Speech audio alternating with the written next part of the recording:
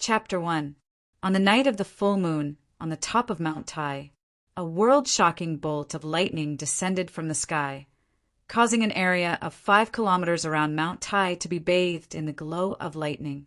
For a time, the heavens and the earth were destroyed, and not a single blade of grass grew.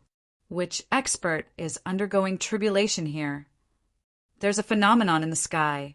A monster must be descending. The top powerhouses of China looked at each other in shock.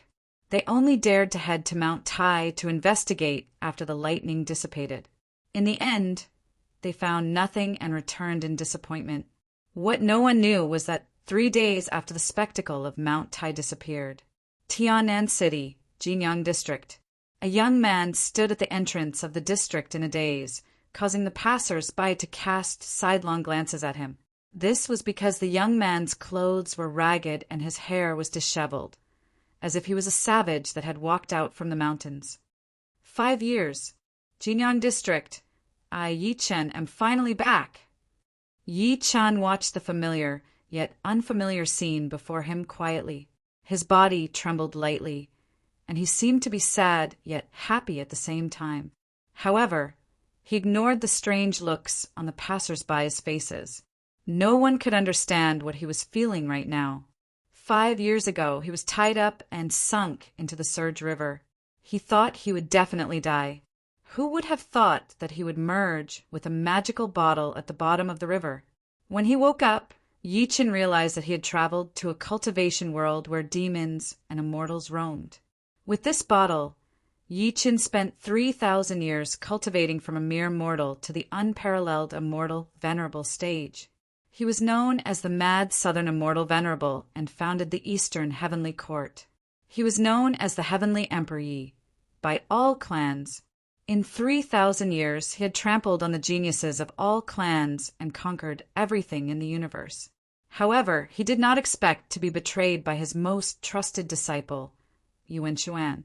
In order to seize the position of the Heavenly Emperor, Yuan Xuan joined forces with the Demon Realm, Devil Realm, and Buddha Realm to invade. That battle was unusually fierce. Yi Chen shattered the Emperor armament, the Heavenly Emperor sword, and shattered the Tier 9 immortal artifact, the Night Demon Battle Armor. In the end, he was thrown into the Void Rift. This spatial rift led to Earth. 3 days ago, Yi Chen had woken up on Mount Tai. However, his shocking cultivation base had long disappeared, and his physical body was on the verge of shattering. If it were not for his special cultivation method, his recovery would not have been so fast. Meanwhile, Yi Chen found out that he had disappeared for 5 years. He had parents in this world, and he even had a beautiful girlfriend. He wondered how his parents were doing. And her, Su Yuhan. 5 years had passed. Was she still? Yi Chen took a deep breath in and walked into the neighborhood after calming himself down. The Jinyang District used to be a village in the city. 5 years ago, a thermal power plant was being built. The residents nearby were compensated with either money or houses. Yi Chen's family got a house too. Soon, Yi Chen arrived at his house based on his memory. He saw a hunchbacked middle-aged lady with white hair sweeping the floor at the door from far away. Yi Chen stopped less than 10 meters away from her. His voice was extremely hoarse. "Mom!" The middle-aged lady lifted her head to look at Yi Chen by instinct. She was stunned at first. Then the broom in her hand fell to the ground with a thud. She rubbed her eyes in disbelief. El Xiaochen? It was Yi Chen's mother, Wulan. Plop! Yi Chen knelt hard in the water and knelt toward Wulan one step after another. He felt like crying. "Mom, I've been unfilial. I've made you guys worry about me for 5 years. As the saying goes, when one's parents are around, one doesn't travel far." He could imagine how anxious and worried his parents must have been during the 5 years he had disappeared. "Xiaochen, why are you only home now?" Wu Lan recognized Yi Chen too. The mother and daughter hugged each other and cried, "You silly child. You didn't even call us when you went somewhere. We didn't even see your body. Do you know how sad your father and I have been all these years?" "Mom, I've gone somewhere far away. I can't contact you guys. But there's not a day that goes by that I don't miss you guys, Yi-Chen said with teary eyes. It's great that you're back. It's great that you're back. Let's not talk about the past. Let's go in. I'll call your dad now. He'll be happy to know that. Wu Lan wiped her tears and dragged Yi-Chen into her house. She then called Yi-Chen's father to tell him the good news. Yi-Chen looked around the house, quietly. At that moment, a little girl who was 4 or 5 years old ran into the house and cried, "Grandma, Xiaohu from next door bullied me again." The little girl had 2 braids on her head, revealing her arms that looked like lotus roots. Her long eyelashes could not stop fluttering. She looked like an exquisite porcelain doll from far away. However, her cheeks were puffed at the moment. She looked like she was wronged. "Grandma?" Yi-Chen was stunned at first. He then looked at the little girl in disbelief. "Grandma, she's mine." Only then did the little girl notice Yi-Chen. She hid behind Wu Lan by instinct after she stopped crying. She peeped at him with her head out of fear. Yi-Chen looked at Wu Lan immediately. His heart was racing. "Mom, she's... Yes, Meng Meng is your and Yuhan's child." Wu Lan nodded and said, while smiling while holding the little girl's hand, "Yuhan got pregnant a few days after you disappeared. She gave birth to Meng Meng a year later, but this girl..." Yi-Chen could not listen to his mother anymore. He walked to the little girl by instinct. "Meng Meng? My daughter? Yuhan gave birth to a sweet little girl for me?" Never had he thought that he would have a daughter after disappearing for 5 years. Moreover, she was all grown up now. He did not believe it at first. To be exact, he could not accept it. However, he recalled that he had touched Yuhan once half a month before he disappeared. That was the last time, and Yuhan was the one who initiated it. They had sex all of a sudden back then, so they did not take any safety measures. Moreover, the little girl looked 40% to 50% similar to him. "I have a daughter now." "Ha ha ha! I, Yi-Tendi, the mad southern immortal, have a daughter now." The emotions of being a father for the first time surged within him. Yi-Chen could not wait to hold the little girl in his embrace and take a good look at her. However, the little girl hid behind Wu Lan again. She pulled Wu Lan's sleeve anxiously, clearly afraid of Yi-Chen. "Meng Meng, this is your daddy. Haven't you been asking for a daddy?" Wu Lan said with a kind expression. Nobody knew where the little girl got her courage from. She said while blushing, "He's not my daddy. I don't have a daddy." "Silly girl, how did you give birth to a daughter if you don't have a daddy?" Wu Lan was between laughter and tears. The little girl said, "My mother gave birth to me." Wu Lan was amused by what she said. However, Yi-Chen could not bring himself to laugh. Instead, he felt endless guilt and regret. It made sense. He had disappeared for 5 years. He had never seen his daughter since she was born. He had not even fulfilled his responsibility as a father for a day. Therefore, it was normal that she did not recognize him. Wu Lan pulled a long face. "Meng Meng, be good. He's really your daddy. Quick, call him daddy." "No." Meng Meng looked stubborn. Wu Lan pretended to be mad and stretched her arm to slap him. Yi-Chen stopped her immediately. "Forget it, Mom. It's okay if Meng Meng doesn't want to call him daddy." Wu Lan sighed. "Sigh, I suppose you haven't eaten yet? I'll cook for you now. Play with Meng Meng." After she left, the father and daughter stared at each other. Yi-Chen forced a smile on his face and asked, "Your name is Meng Meng?" The little girl harumphed hard and did not give him a good look. She then walked straight to the couch and sat down. She took out a checkered book from her bag and began doing her homework with a focused expression. Yi-Chen moved closer softly, but the little girl blocked him with her hand immediately. Yi-Chen did not mind. Instead, he asked while smiling, "Meng Meng, tell Daddy, what's your name?" The little girl did not want to talk to him, but she said in her baby voice, "My name is Yi Meng Meng." Yi Meng Meng.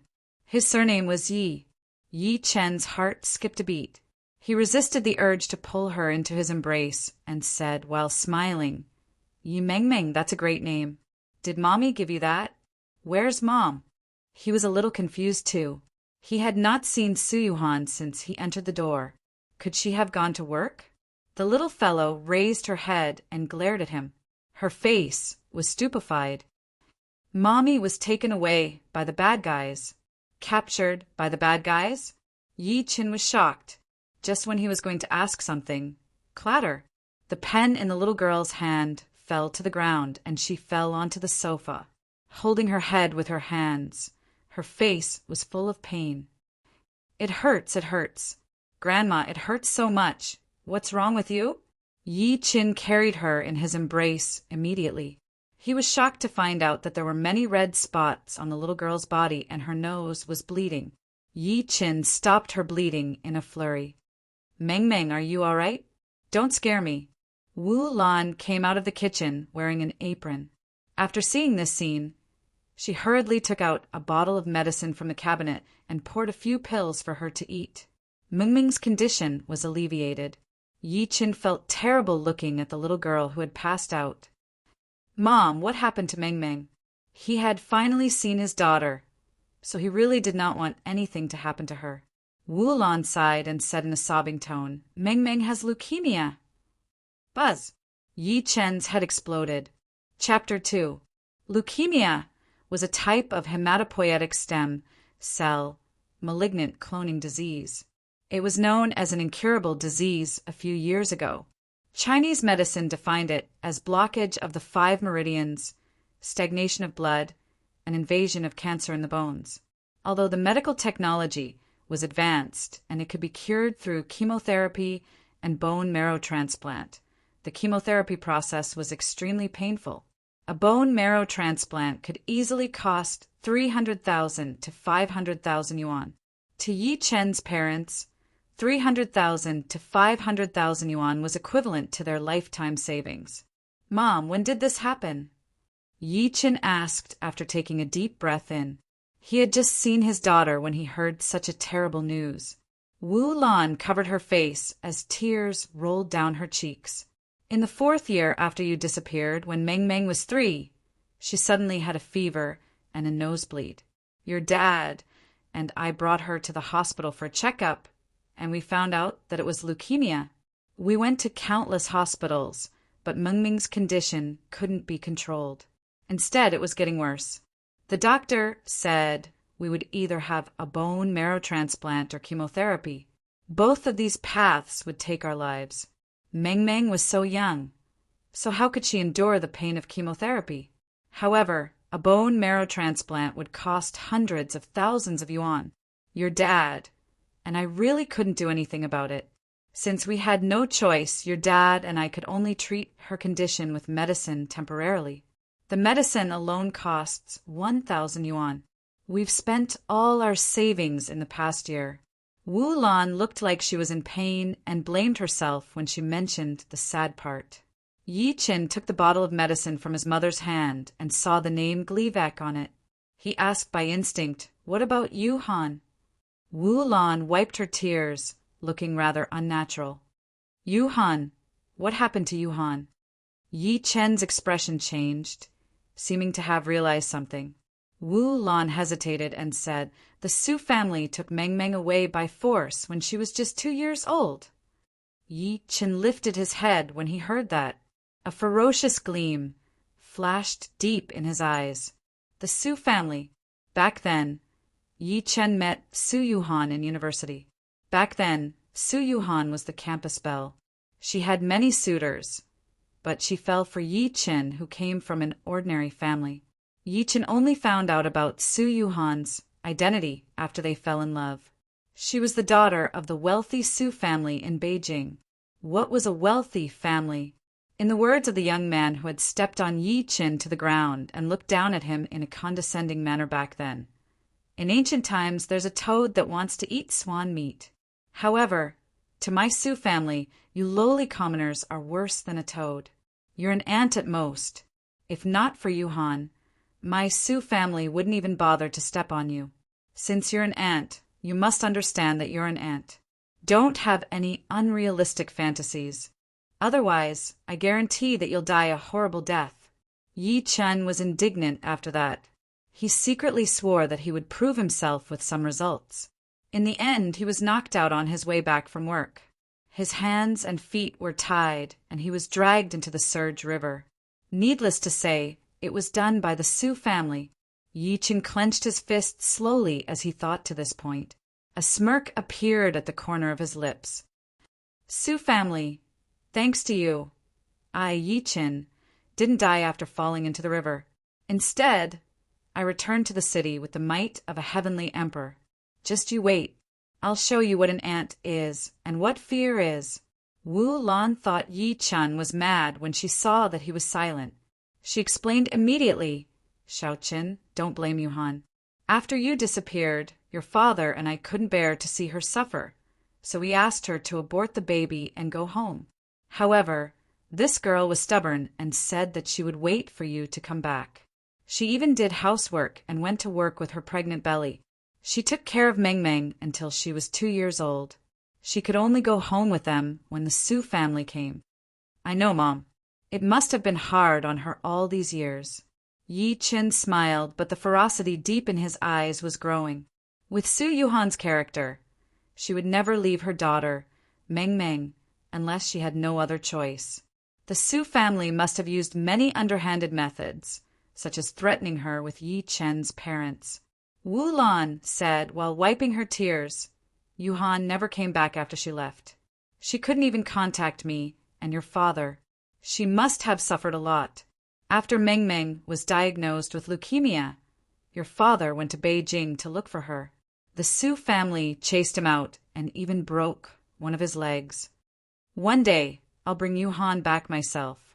I guarantee that day won't be too far away. Yi Chen smiled coldly. The rage within him had risen to its peak. How could the Su family let Su Yuhan know that Meng Meng had leukemia? Otherwise, she would definitely go crazy over it. Wu Lan's expression changed slightly, as if she noticed what he was thinking. Don't do anything. We can't afford to offend the Su family. We're old. Our only hope in this lifetime is that you and Meng Meng are healthy. However, Meng Meng. Don't worry, Mom. I've learned some medical skills during the few years that I disappeared. I have a way to treat Meng Meng's illness, but it'll take some time, Yi Chen comforted while smiling. To ordinary people, leukemia was no different from a terminal illness. However, to the East Rising Immortal Venerable, a rebirth pill was all that was needed to help Meng Meng be reborn and rebuild her vital energy and blood. The only difficulty was that the rebirth pill could only be refined with a foundation-building cultivation base. However, he had lost his cultivation base at the moment. It seemed like he had to find a way to recover his cultivation base as soon as possible.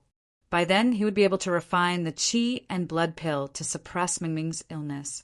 The effect would be 100 times more powerful than the Gleevec. Yi Chen secretly made up his mind. Wu Lan sighed and said nothing. She took it as a consolation. At that moment, an argument came from outside the house. Wu Lan was stunned. She got up and walked to the door by instinct. Your father is back. Yi Chen followed her immediately. When the mother and daughter walked out of the house, they saw a middle-aged man in a work cap surrounded by a bunch of people. The leader was a young man with dyed blonde hair. The middle-aged man was Yi Chen's father, Yi Hai. The blonde young man was chewing gum while glaring at Yi Hai ferociously.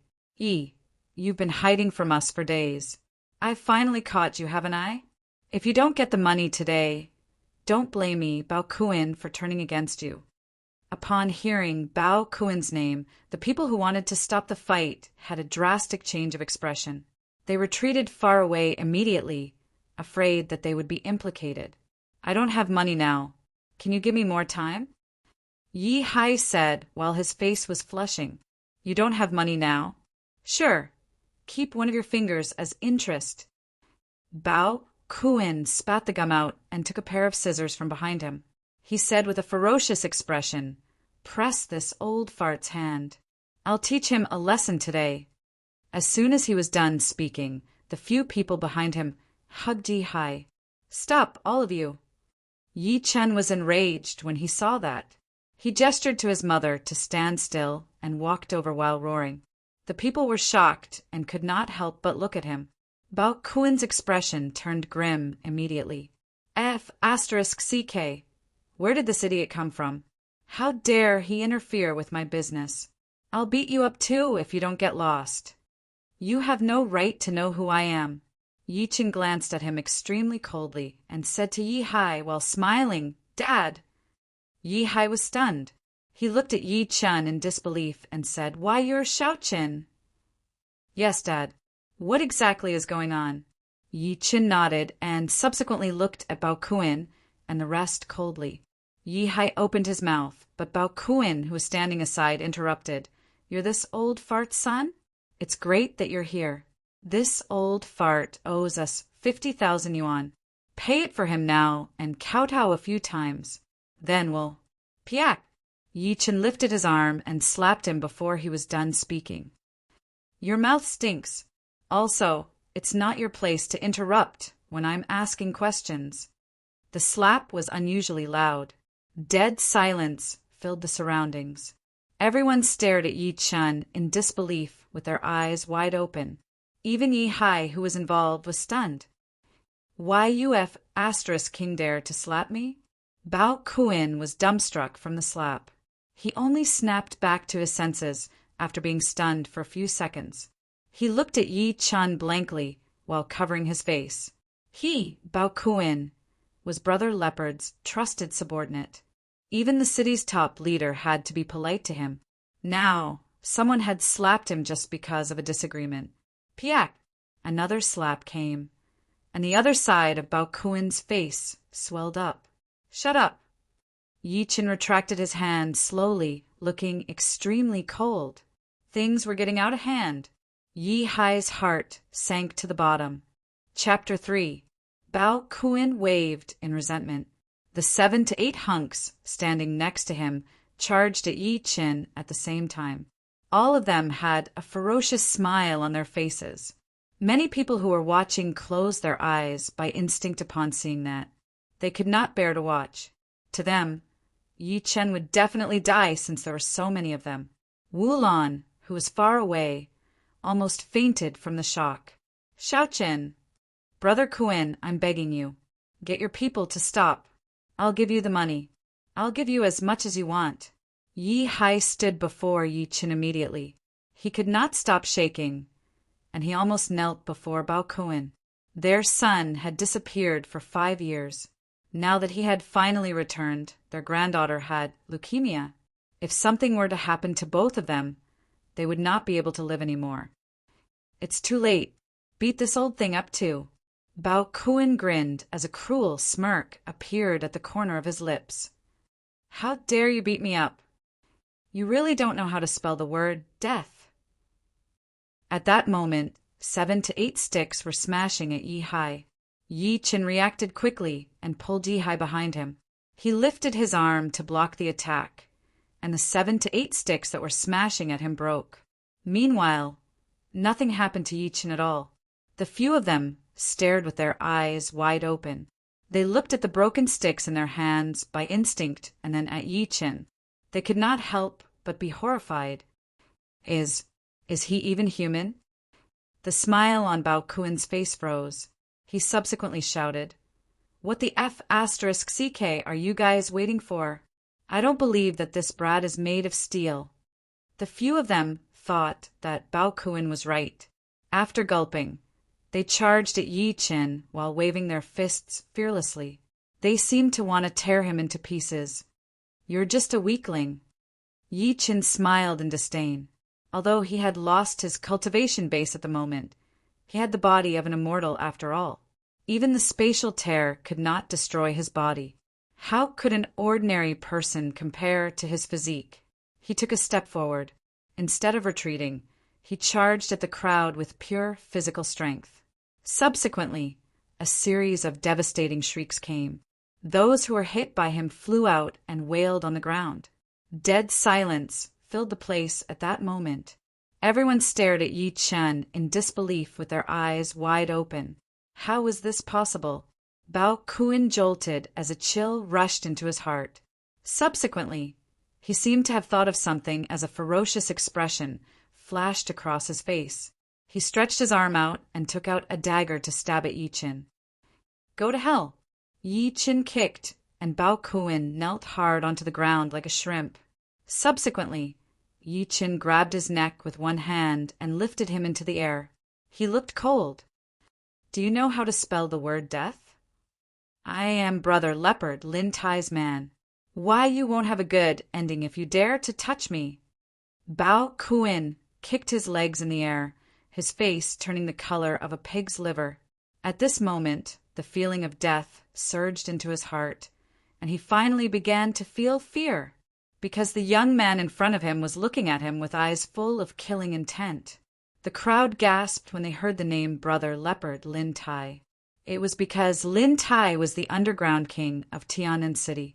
He was ruthless and had a powerful background. Even the higher-ups could not do anything to him, let alone ordinary people like them. Xiaochen, let him go now. Don't act rashly. Yi Hai's expression changed as he stomped his feet immediately.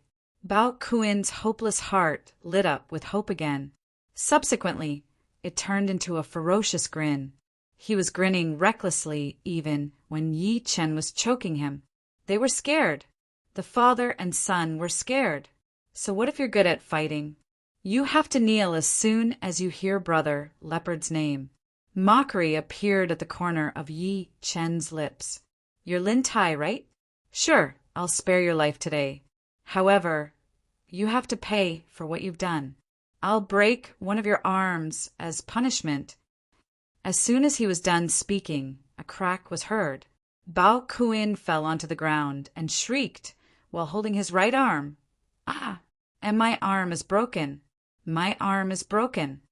The reason why I'm sparing your life is that I want you to go back and tell Lin Tai that he'll apologize to me before the sky turns dark. Otherwise, he'll have to bear the consequences. Yi Chen looked at him in a condescending manner without any emotion. Get lost! The 7 to 8 hunks who were lying on the ground got up immediately and carried Bao Kuan away as if they were fleeing. They were afraid that Yi Chen would regret his decision. The onlookers looked at Yi Chen blankly. The shock in their eyes lingered for a long time. Never had they thought that Yi Chen could defeat Bao Kuan and the rest on his own. Xiaochen, a sobbing voice came. Wu Lan walked over quickly and took a good look at Yi Chen. Are you all right, Xiaochen? Are you hurt anywhere? I'm fine, Mom. Yi Chen smiled. After glancing at the onlookers, he dragged Yi Hai, who was in a daze, back into the house. He only asked after closing the door, Dad, what exactly happened? The reason why he had attacked earlier was that Bao Kuan had insulted his father by calling him an old man. He even wanted Yi Hai to kneel to him. Just based on this point alone, no one would be able to look straight at him. Yi Hai forced a smile after snapping back to his senses. We spent all our savings 2 months ago to buy medicine for Mengmeng. I'm useless, and I couldn't borrow money from my relatives. I heard from a friend that someone was giving us a loan, but the interest was higher than the bank. Back then, Mengmeng's medicine was about to run out. I borrowed 10,000 yuan from that person and promised to return 12,000 yuan half a year later. Never had I thought that the person would ask me to return it less than a month later. Moreover, he wants me to return 50,000 yuan. He said that 40,000 yuan was the interest. Loan sharks. Yi Chen's expression turned serious. He finally figured out what had happened. Loan sharks were much more terrifying than drugs. Even a family with hundreds of millions of dollars would not be able to handle such a thing. Meanwhile, Bao Kuan and the rest must have known about Yi Chen's family situation, which was why they targeted Yi Chen's father. You're an old fool. What's the situation at home? Why did you borrow loan sharks? Are you trying to kill us? Wu Lan pointed at Yi Hai and scolded. Yi Hai looked ashamed. There's nothing I can do. Seeing that his parents were going to fight, Yi Chen comforted them immediately. Dad, Mom, it's all right. Fortunately, I didn't borrow much. I'll return it later. Although he said that, he was sneering in his heart. Why would he return the money that he borrowed with his own ability? Moreover, it was loan sharks. Sigh, that's the only thing we can do. Yi Hai sighed. Wu Lan complained a little more before going to the kitchen to cook. Yi Chen and his son sat on the couch and chatted for a long time. They were mostly explaining where he had been all these years and why he did not contact his family. To get rid of his parents' suspicion, Yi Chen could only use the excuse that he was selected as a special worker by the country. He had been training in a secret base all these years and could not contact the outside world. Fortunately, Yi Hai did not ask further. The father and son chatted for a while, and only shifted their attention to Meng Meng when she woke up. "Grandpa, you're home from work." The little girl ran into Yi Hai's embrace in excitement. She said sensibly while patting Yi Hai's back, "You've worked hard, Grandpa. I'll definitely earn money to be filial to you when I grow up." Yi Hai was so happy that he could not even close his mouth. However, there were tears at the corner of his eyes. Yi Chen, who was standing aside, was envious because the little girl ignored him. However, he was not in a hurry. He believed that Meng Meng would definitely accept him as her father after spending a long time together. After that, Wu Lan brought out the dishes. The whole family ate happily. When they finished eating, it was already dark. Meng Meng curled up in Wu Lan's arms and fell asleep early. Yi Chen only returned to the room that Su Yuhan used to stay in after his parents fell asleep one after another. He looked at the things that Su Yuhan left behind in reminiscence and sat on the bed with his legs crossed. He activated the Emperor scripture and sensed the thin spiritual energy between heaven and earth quietly. The Emperor scripture. The Emperor, also known as the Son of Heaven, punished on behalf of heaven. He had the ability to rule the four seas and the responsibility to rule everything. He was the only one in the vast universe. He was the heavenly emperor before, so naturally he was the emperor of all beings. Time passed quickly. For hours later, Yi Chen, who had been sitting still, suddenly shook intensely. Subsequently, a faint golden gas emitted from the surface of his body. Yi Chen opened his eyes slowly and smiled after sensing his body. "I've finally stepped into the threshold of cultivation, beginner stage spirit assembly. The Emperor Scripture is indeed the culmination of the immortal world's techniques." The Emperor Scripture was comprehended by Yi Chen after he became the heavenly emperor in his past life. It was the culmination of all the techniques in the immortal world, allowing him to cultivate the Emperor energy. The Emperor energy was the emperor of all energies. However, he had already cultivated other techniques back then, so he could only teach it to his disciple, Yuan Xuan. Never had he thought that Yuan Xuan would have the intention to rebel. "Since I've broken through, the first thing I need to do is to refine the Qi blood pill for Meng Meng. That way, I can suppress her illness temporarily."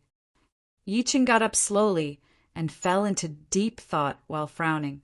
His thoughts were gradually becoming clearer. "But before that, I'll have to get rid of some people who are blocking my way."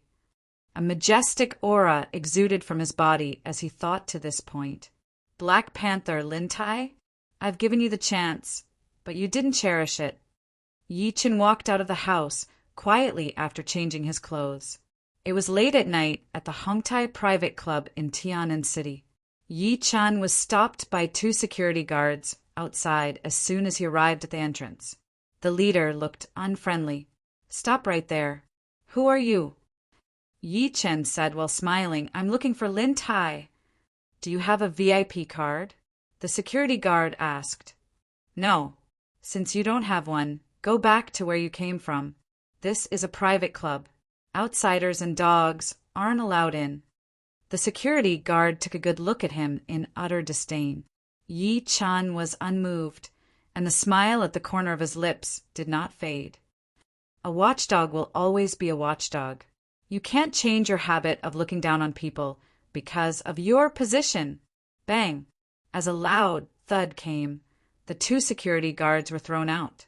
All the VIPs in the lobby on the first floor of the club were shocked. They were stunned. Yi Chen walked in at a steady pace and glanced through the entire lobby coldly. His voice was loud and resonated in every corner. Chapter 4. Everyone in the lounge was dumbstruck. They looked at Yi Chen, who was walking over slowly in shock. How arrogant! A word appeared in everyone's mind. What an arrogant young man! What kind of place was the Hongtai Club? It was one of the few high-end clubs in the entire Tian'an city. It was not open to the public. Instead, it was a VIP invitation system. Those who could get in were celebrities from all walks of life.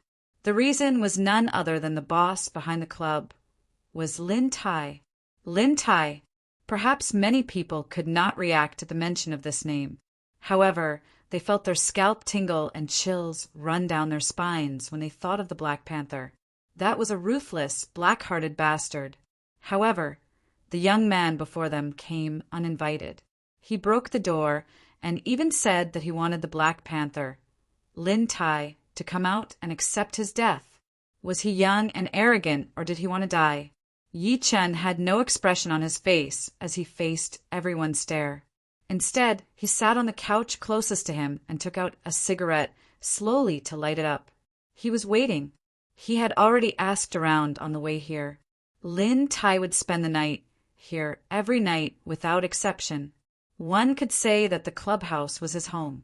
He was not just arrogant. Many people's eyelids twitched. Forget that he was here to cause trouble. He even had the mood to smoke.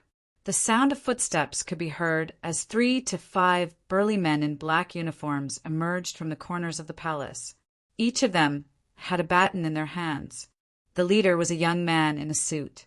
He looked extremely ruthless. The security guards were here. There was going to be a show to watch. The guests who were watching were elated. They looked interested. The young man in the suit waved hard. Kill him and feed him to the dogs. Those who were in this business would not waste time talking nonsense. As soon as he was done speaking, more than 10 hunks charged while waving their batons. Their bodies were neat, and their steps were steady and powerful. Clearly, they had been professionally trained. Yi Chen stood up slowly and flicked the cigarette ash away. He flicked his finger when those people were approaching him. The cigarette but shot into the air at high speed, sparks splashing everywhere.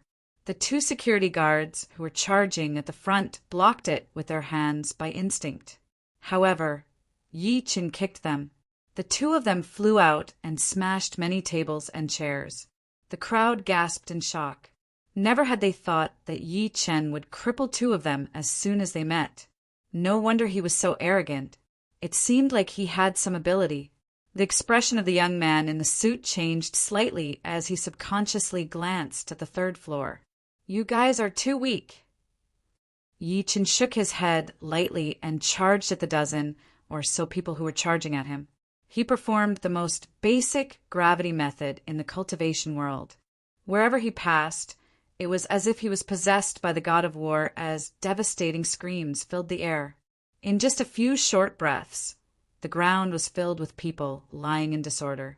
No one was spared. At this moment, the hall was deathly silent, terrifyingly silent. Everyone was shocked to the point their jaws almost hit the ground, and the shock in their hearts was difficult to add to. Gulp. It was unknown who swallowed a mouthful of saliva, but it caused a series of gasps in the audience. Strong. Terrifyingly strong. At the same time, in a room on the 3rd floor of the club, 2 men stood outside the window and looked down, clearly seeing what was happening below. One of them was a grim, tanned hunk, while the other was an old man in martial arts attire. The old man was approximately 40 to 50 years old, but his eyes were bright and he had an extraordinary aura. The tanned hunk stared at Yi Chen below with a grim expression. I've never offended him, but this man is extremely arrogant. Does he really think that I'm nobody? Very well. Is it because I can't wield my saber anymore? Or is the person outside arrogant? Intense killing intent flashed through his body. Subsequently, he took out his walkie-talkie to call for help. Wait. The old man in martial arts attire next to him suddenly stopped him and said, while thinking, Director Lin, I'm afraid this man is an ancient martial artist. It's useless, no matter how many people you send. The tanned hunk's expression changed immediately. Master Wu, what should we do? Although Lin Tai was a tyrant who was not afraid of high officials or rich people, he knew that there were many people who were above him in this world. They were ancient martial artists. For example, the old man before him, Wu Changchun. Wu Changchun smiled calmly. Don't panic. Judging from his young age and his aura, I don't think his cultivation base is that high. Stay here and make me a cup of hot tea. I'll be right back. Thank you, Master Wu. I'll reward you handsomely after this. Lin Tai was over the moon. Wu Changchun shook his head lightly and left calmly as if he was taking a stroll in the park. No wonder you're an expert, Master Wu. His aura affected Lin Tai's emotions. He lifted his head to look at Yi Chun below after complimenting him from the bottom of his heart. His eyes were sharp. Brat, I don't care who you are. Since you dare to mess with my territory, don't you dare to leave. Downstairs, Yi Chun suddenly felt a chill coming from behind him after kicking the young man in a suit who was charging at him. He turned his head to look by instinct. He saw an old man in black martial arts attire walking over slowly from the staircase. The old man's footsteps were neither fast nor slow, but he gave off a great pressure. It's Master Wu Changchun from the Qingyang Martial Arts Dojo. Someone in the crowd cried out in surprise when they saw the person who had arrived. Another person seemed to have recalled something upon hearing that. Shock filled his face. What? I can't believe he's here too. Who exactly is this Master Wu that you guys are talking about? Someone was confused. Master Wu is the person in charge of the most popular martial arts dojo in Tianan City. I heard that he's a descendant of Wing Chun and has mastered the true teachings of Wing Chun. I saw with my own eyes that he punched through the wooden dummy because he overexerted himself when he was demonstrating to the students. The people were shocked to hear that. They could not help but look at Yi Chin. A real expert is here. Let's see what you're going to do now. Yi Chin glanced at Wu Changchun while squinting slightly. A smirk appeared at the corner of his lips. He's quite capable. He's so calm. Wu Changchun was secretly surprised by Yi Chen's calmness. He said, while smiling, "Little brother, I'm Wu Changchun from the Qingyang Martial Arts Dojo. I wonder if there's any misunderstanding between you and Director Lin. Can you do me a favor and sit down to talk?" The people could not help but nod when they heard that. No matter what, Master Wu deserved to be called an expert based on his magnanimity alone. Yi Chin lit a cigarette and took a puff as if he did not hear him. Wu Changchun frowned. Just when he was going to speak, he saw Yi Chin blow a puff of smoke at him. He scoffed. "Do you a favor? Who do you think you are?" A person who would advise you to be magnanimous without understanding the situation or ask you to give him face. You should stay away from this kind of person because when lightning strikes him, you will be implicated. The crowd was stunned as soon as he was done speaking. Everyone was dumbfounded, thinking that they had misheard. Can you not be so arrogant? Lin Tai, who was on the third floor, could not help but scoff when he heard that. Young people nowadays are so hard to understand. Isn't it good to be alive? Wu Changchun's face turned pale. He was enraged. Chapter 5. As soon as he was done speaking, the temperature in the hall seemed to have dropped by tens of degrees. Everyone's hearts were in their throats. Master Wu, who was an expert in Wing Chun, was enraged. "Young man, don't overestimate yourself just because you're capable. Consider it a blessing that you've cultivated in your past life to be able to die under my Wing Chun today." Wu Changchun laughed out of rage. Subsequently, he disappeared from where he was in a flash. He arrived before Yi Chen within the blink of an eye like a specter. Subsequently, he threw a Wing Chun punch at Yi Chen's chest. The shadow of his fist was as fast as lightning, so fast that it was unpredictable. There was even a faint explosion sound coming from the air around. "Die for me!" What a fast speed! What a fast punch! The people were shocked. Before this, Master Wu could punch through the wooden dummy with a single punch. If this punch landed on a person's body, that person's internal organs would probably be shattered, right? Lin Tai, who was on the third floor, grinned cruelly. Let's fight to the death. Yi Qin shook his head lightly as he faced Wu Changchun's punch. Subsequently, he stretched his arm out. You're not retreating. You're seeking death. Disdain flashed through Wu Changchun's face. He did not slow down his punch. However, his expression changed drastically in the next second because he was shocked to find out that his fist was covered. It was covered by a hand. The hand was like a lingering ocean that absorbed all of his strength. He could not move forward at all, and he could not even pull his fist back. Gasp! A series of screams exploded at the scene. Everyone rubbed their eyes and looked at the scene in front of them in shock. The smile on Lin Tai's face froze. He stood up from his chair and watched what happened below in shock. How is that possible? Yi Chen enunciated word for word as he looked at Wu Changchun, who was flushing from holding his breath. Wing Chun? I think it's embroidery fist. That's all there is to it. That's all there is to it. Wu Changchun was enraged and embarrassed. He wanted to throw another punch by instinct. Piak! A big hand slapped his face hard. He saw stars and flew out directly, smashing the windows and doors on the first floor. No one knew if he was dead or alive. An extremely cold voice was then heard. How dare you embarrass yourself with that? Go back and study for a few more years. The surroundings were completely silent. No one dared to make the slightest sound. Everyone was staring blankly at the thin and ordinary-looking young man. From the moment this person entered the room until now, he had shocked them again and again. Even the famous Master Wu was like a baby in his hands. He was defeated in one move without the slightest ability to fight back. Lin Tai's face twitched hard. There was dead silence. He did not expect Master Wu, whom he respected, to be defeated. Moreover, he was defeated within a single move. A bone-piercing chill quietly surged into his heart. Thousands of thoughts flashed through his mind, but a cold voice came to his ears. Lin Tai, I'll give you a chance to come out and end this. Otherwise, this place will be razed to the ground today. Lin Tai gulped and walked downstairs with a heavy heart after getting rid of the thought in his head. He thought about shooting, but he dared not take the risk. Yi Chen sat down and lit a cigarette for himself. His eyes flickered a few times as he looked at Lin Tai, who was being escorted by his underlings. He said, Do you know what you've done? Lin Tai was much calmer now that things had come to this. He clasped his fists at Yi Chen after waving his hand to signal his underlings to leave. I've no idea how I've offended you, sir. If I did, I hope that you'll tell me. Even if I'm going to die, I want to know what I've done.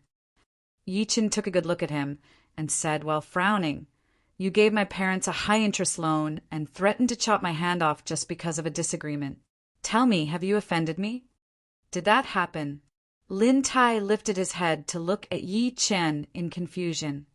I've absolutely no idea about that. I've never done that. I swear. Oh, are you saying that I've wronged you? Yi Chen blew a smoke ring and smirked.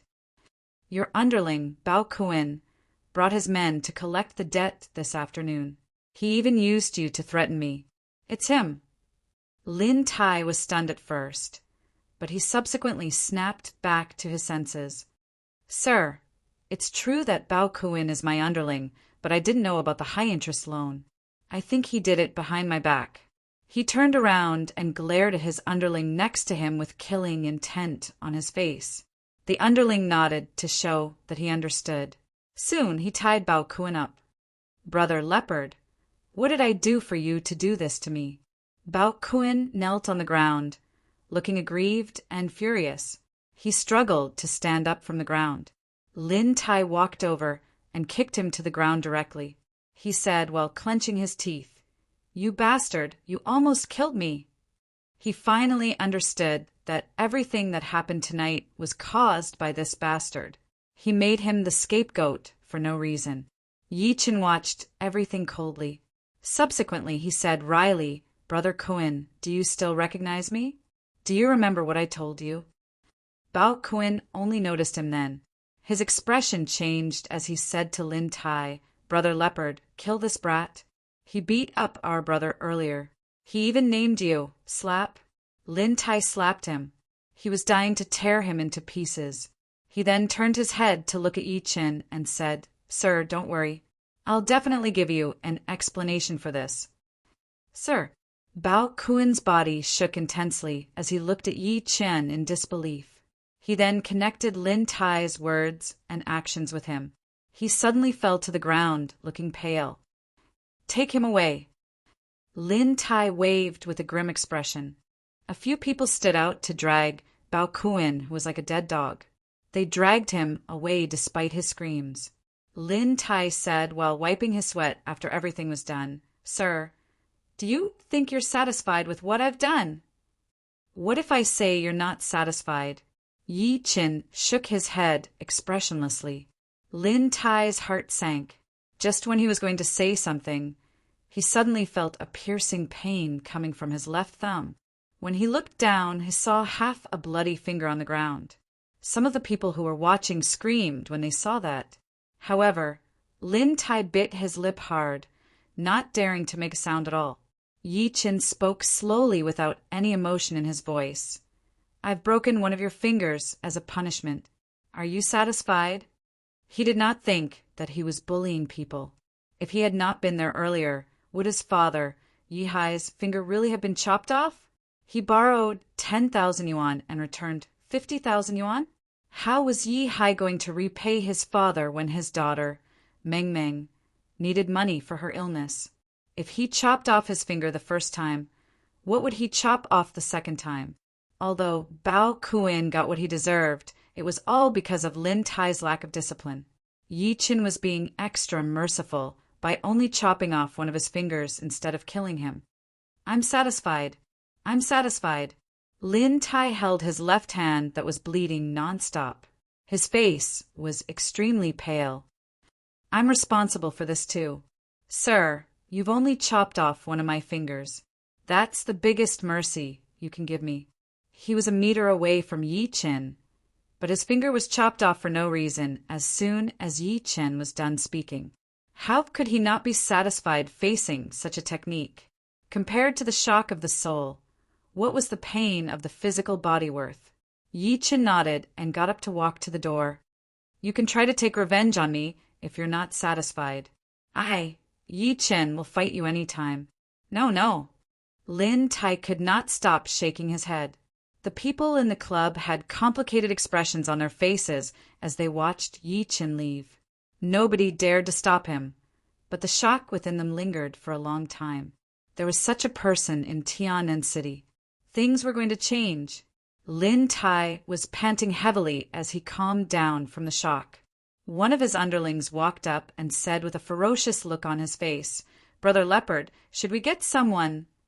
Lin Tai lifted his hand and slapped him.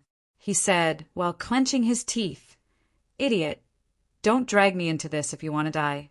From now on, nobody is allowed to offend this person. Even if we can't be friends with such a person, we can't be enemies with him." It was already past 2 in the morning when Yi Chin returned home. After feeling his parents even breathing, he took a shower and began cultivating while sitting cross-legged on the bed. Yi Chin only stopped cultivating and walked out of his room when the rooster crowed. Wu Lan said in surprise, "Why are you up so early? Go back and sleep. I'll wake you up when breakfast is ready." "Mom, I'm not sleepy." Yi Chin smiled and looked at his parents' room by instinct. "How's Meng Meng?" His daughter would always be his biggest concern. Yi Hai yawned and said, "She's sleeping soundly. It's just that this girl likes to kick her blanket. Your mom has to tuck her in a couple of times a night." Yi Chin walked into his parents' room after a moment of hesitation. He picked up Meng Meng softly and looked at her sleeping face quietly. The little girl did not like her father when she was awake. Therefore, he could only hug her and look at her secretly when she was asleep. Yi Chen's face was filled with love. The feeling of blood being thicker than water made him feel emotional. Your nose is like mine, and your eyes are like your mother's, especially your eyelashes. They're exactly the same as your mother's. Meng Meng. It'd be great if you could call me Daddy. The little girl turned around and mumbled in her sleep. Yi Chen held his head down and kissed the little girl's little face. He placed his hand on her little hand and nurtured her body with his spiritual power.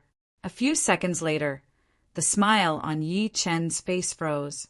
It was replaced by a monstrous killing intent. The Su family is great. Great. Chapter 6. At the same time, in Beijing, the capital of China, within a luxurious manor, two handsome young men sat facing each other, and each of them had a graceful and charming young woman nestled in their arms. They were extremely bashful, and they seemed as if they wanted to refuse yet welcome each other. If Yi Chen were here at the moment, he would have realized that the young man sitting below was the man who had stepped on him back then, looking down at him in an extremely arrogant manner. Su Tao. Meanwhile, the young man sitting above had a mustache. There was a faint smile at the corner of his lips, adding a hint of maturity to his already handsome face. The bearded young man gave Su Tao a strange look.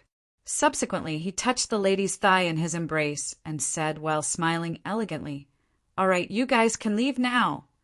After everyone left, the bearded young man took a sip of red wine and said, while swirling the liquid in the glass softly, "How's the one in your family now? How else can she be?" Su Tao's face instantly sank, and he gritted his teeth as he said, "This bitch has been staying in her room all day since she came back, and she refuses to see anyone. This is good as well, lest she goes out and does some immoral things to bring shame to our Su family." The bearded young man frowned when he heard that. "She hasn't given up?" "Something like that." Su Tao nodded and said regretfully, "If I had known that this would happen, I wouldn't have gotten someone to throw that brat into the river back then. I should have killed that brat right in front of that stage. At least, I could have left a body and ended her hope." Su Tao seemed to have recalled something as he spoke to this point. He grinned hideously and said, "But it's going to happen soon. The starred that brat left behind is dying. I got someone to inject a new virus from Southeast Asia into the starred's body. The clinical symptoms of the virus are no different from leukemia. The starred will definitely die in less than 3 months. By then, the last bit of hope in that TCH's heart will be gone." The bearded young man's expression changed slightly. He was shocked by Su Tao's ruthlessness. Subsequently, he said, while smiling, "You're willing to do that? According to seniority, that little girl is your niece." "How can a lowly person be my niece?" Su Tao scoffed. "Her existence will only bring shame to my family." The young man fell silent for a moment before he said, "I don't want to see any accidents happen, and neither does the person behind me. She must get married in 3 months. Why did he fall for my sister? You have to know that other than a pretty face, this slut is no longer innocent." Su Tao wanted to say something, but hesitated. In fact, he really wanted to ask if that person liked other people's wives. Bang! The bearded young man slammed the wine glass on the table and said with a dark expression, "Don't ask what you shouldn't ask. Just mind your own business. Understood?" Tianan City, Jinyang District. Yi Chen carried his daughter, who was sleeping soundly. The killing intent within him was extremely dense. He had thought that his daughter was just suffering from normal leukemia. Who would have thought that when he was nourishing his daughter's body, he would discover a lot of strange toxins accumulated in her body? These toxins were like maggots that were sucking his daughter's qi and blood, and even devouring his daughter's bone marrow. If this went on, his daughter Meng Meng's life would be in danger in less than 3 months. The first thing he thought of was the Su family. There was no why. It was whatever Yi Chen thought. Haha, I'm afraid I'll have to disappoint you guys, Su family. No matter how smart you guys are, you won't know that my life has changed. Yi Chen smiled instead of being mad. He stretched his arm out and thumped his chest. A drop of golden blood dripped from the corner of his lips. He flicked his finger again, and the drop of golden blood integrated into Meng Meng's body. The little girl who was sleeping had no idea that she seemed to be glowing at the moment. Her entire body was golden, and when the glow faded, her breathing became much more even. It was one of the 3 drops of blood from his heart. It was the Heavenly Emperor's blood. With this drop of Heavenly Emperor's blood, the toxins in the little girl's body could no longer invade her heart.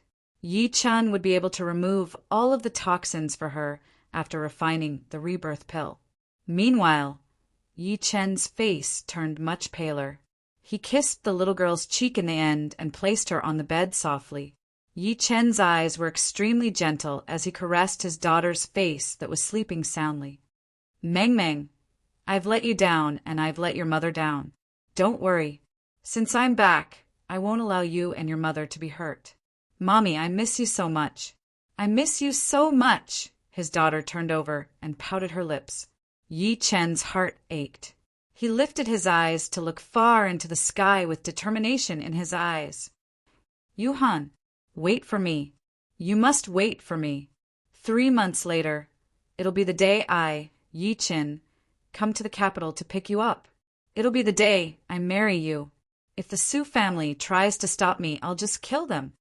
Yi Chen only walked out after his mother called him for breakfast. Wu Lan got Yi Chen to sit down and went to wake the little girl up. Wake up, Meng Meng. You have school today. The sky was bright at the moment. Just when Yi Chen had 2 mouthfuls of noodles, he saw Meng Meng walking out of the room while rubbing her sleepy eyes. The little girl pouted as soon as she saw Yi Chen. She pouted so hard that a soy sauce bottle could be hung on it. Yi Chen waved while smiling. Come and eat your noodles, Meng Meng. Daddy will feed you. The little girl scoffed and walked into the bathroom. She picked up a small toothbrush and began brushing her teeth. Meanwhile, his mother, Wu Lan, went over to help her comb her hair and put on her clothes. Yi Chen forced a smile. It seemed like the little girl had a huge grudge against him. Yi Hai, who was standing aside, sighed as if he sensed what he was feeling. Don't be mad. Meng Meng has never seen you since she was born. Yu Han took care of her before she was 2 years old. Your mother and I took care of her after she was 2 years old. Your mother dotes on her so much that she's a little spoiled. I know, Dad. Yi Chen smiled and asked, Meng Meng is going to school at such a young age. Yi Hai nodded and said while smiling, Yes, she's in kindergarten. It's a small class. Your mother and I have to work most of the time. We're worried about leaving her alone at home. So we sent her to kindergarten and picked her up after school. How's Meng Meng doing in school? She's not being bullied, is she? Yi Chen was more concerned about that. Yi Hai was in between tears and laughter at the mention of that. Are people bullying her? It's good enough that she doesn't bully others. This girl always beats up her classmates. A few days ago, I was invited to a parent-teacher meeting by the teacher. The teacher said that Meng Meng beat up a boy's nose until it bled. The boy's parents couldn't stop arguing. Then, why did I hear the little girl crying when I came home yesterday that Xiaohu from next door bullied her? Yi Chen rubbed his nose, dumbstruck. Is my daughter so violent? Did she take after her father? Yi Hai looked helpless. Xiaohu? Xiaohu is old Zhao's grandson.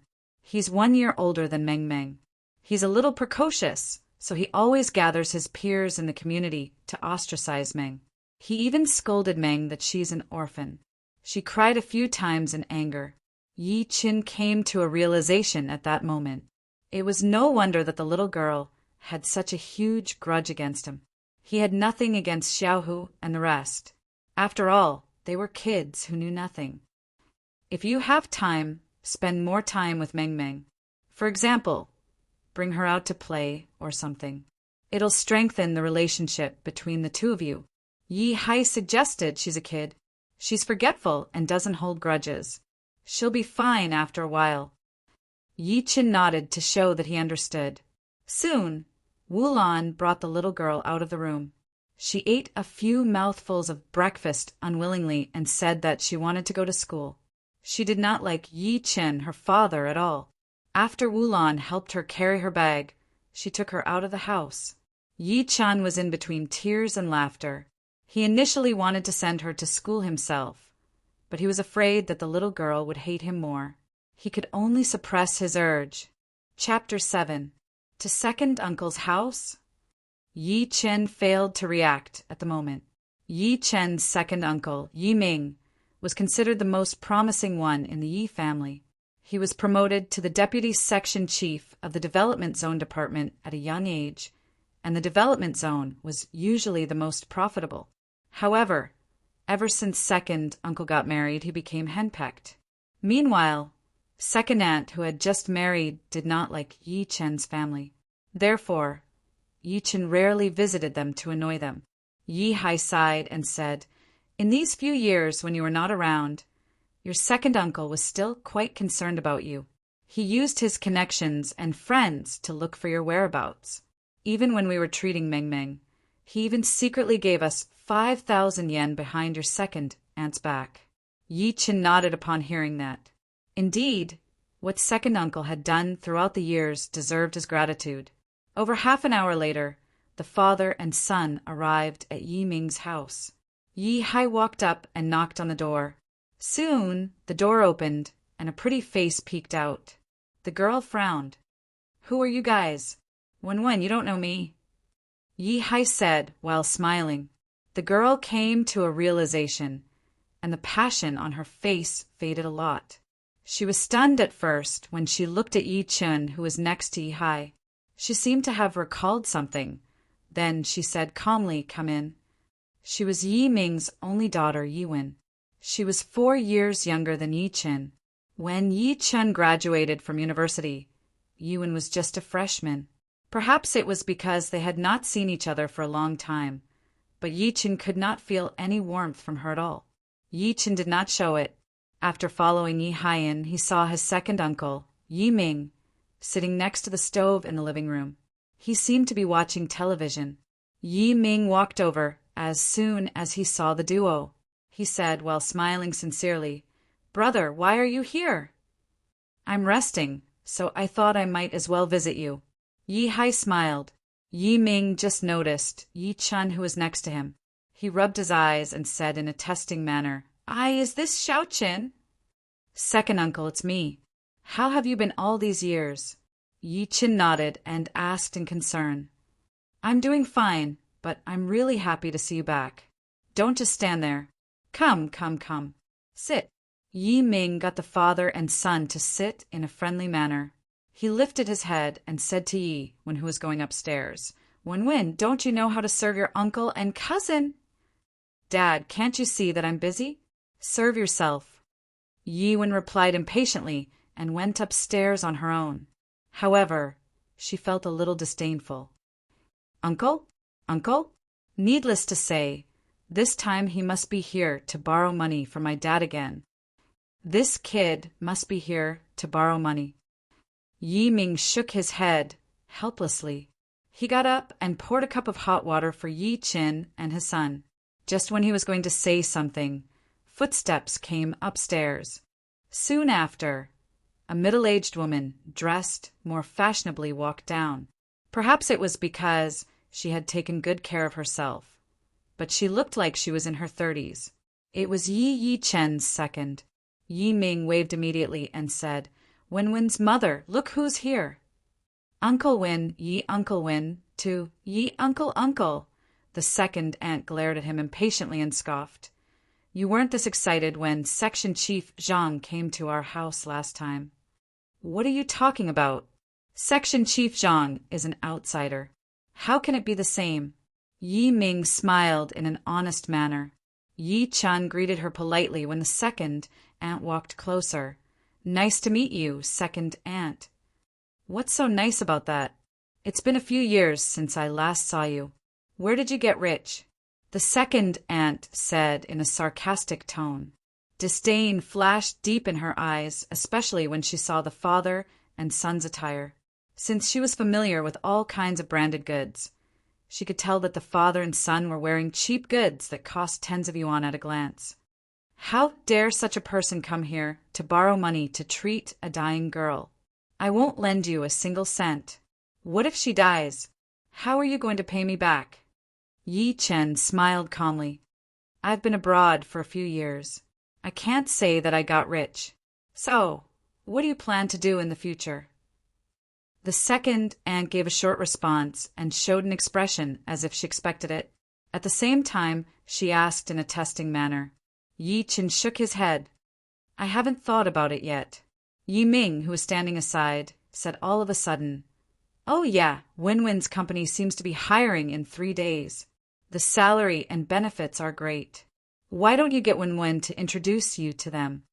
Just when Yi Chen was going to reject him, Yi Hai said with joy written all over his face, Really? He was worried before his son came back, and he was still worried now that his son was back. He was worried about his son's future and how he was going to make a living. What Yi Ming said undoubtedly gave him hope. That should be possible. Wen-Wen is quite popular in her company. I heard that she even knows the HR leader's child. I'll get Wen-Wen to say something when the time comes. Yi Hai smiled. Yuan came downstairs with her earphones on just when they were talking. She said angrily after hearing what Yi Ming said, Dad, you're giving me trouble again.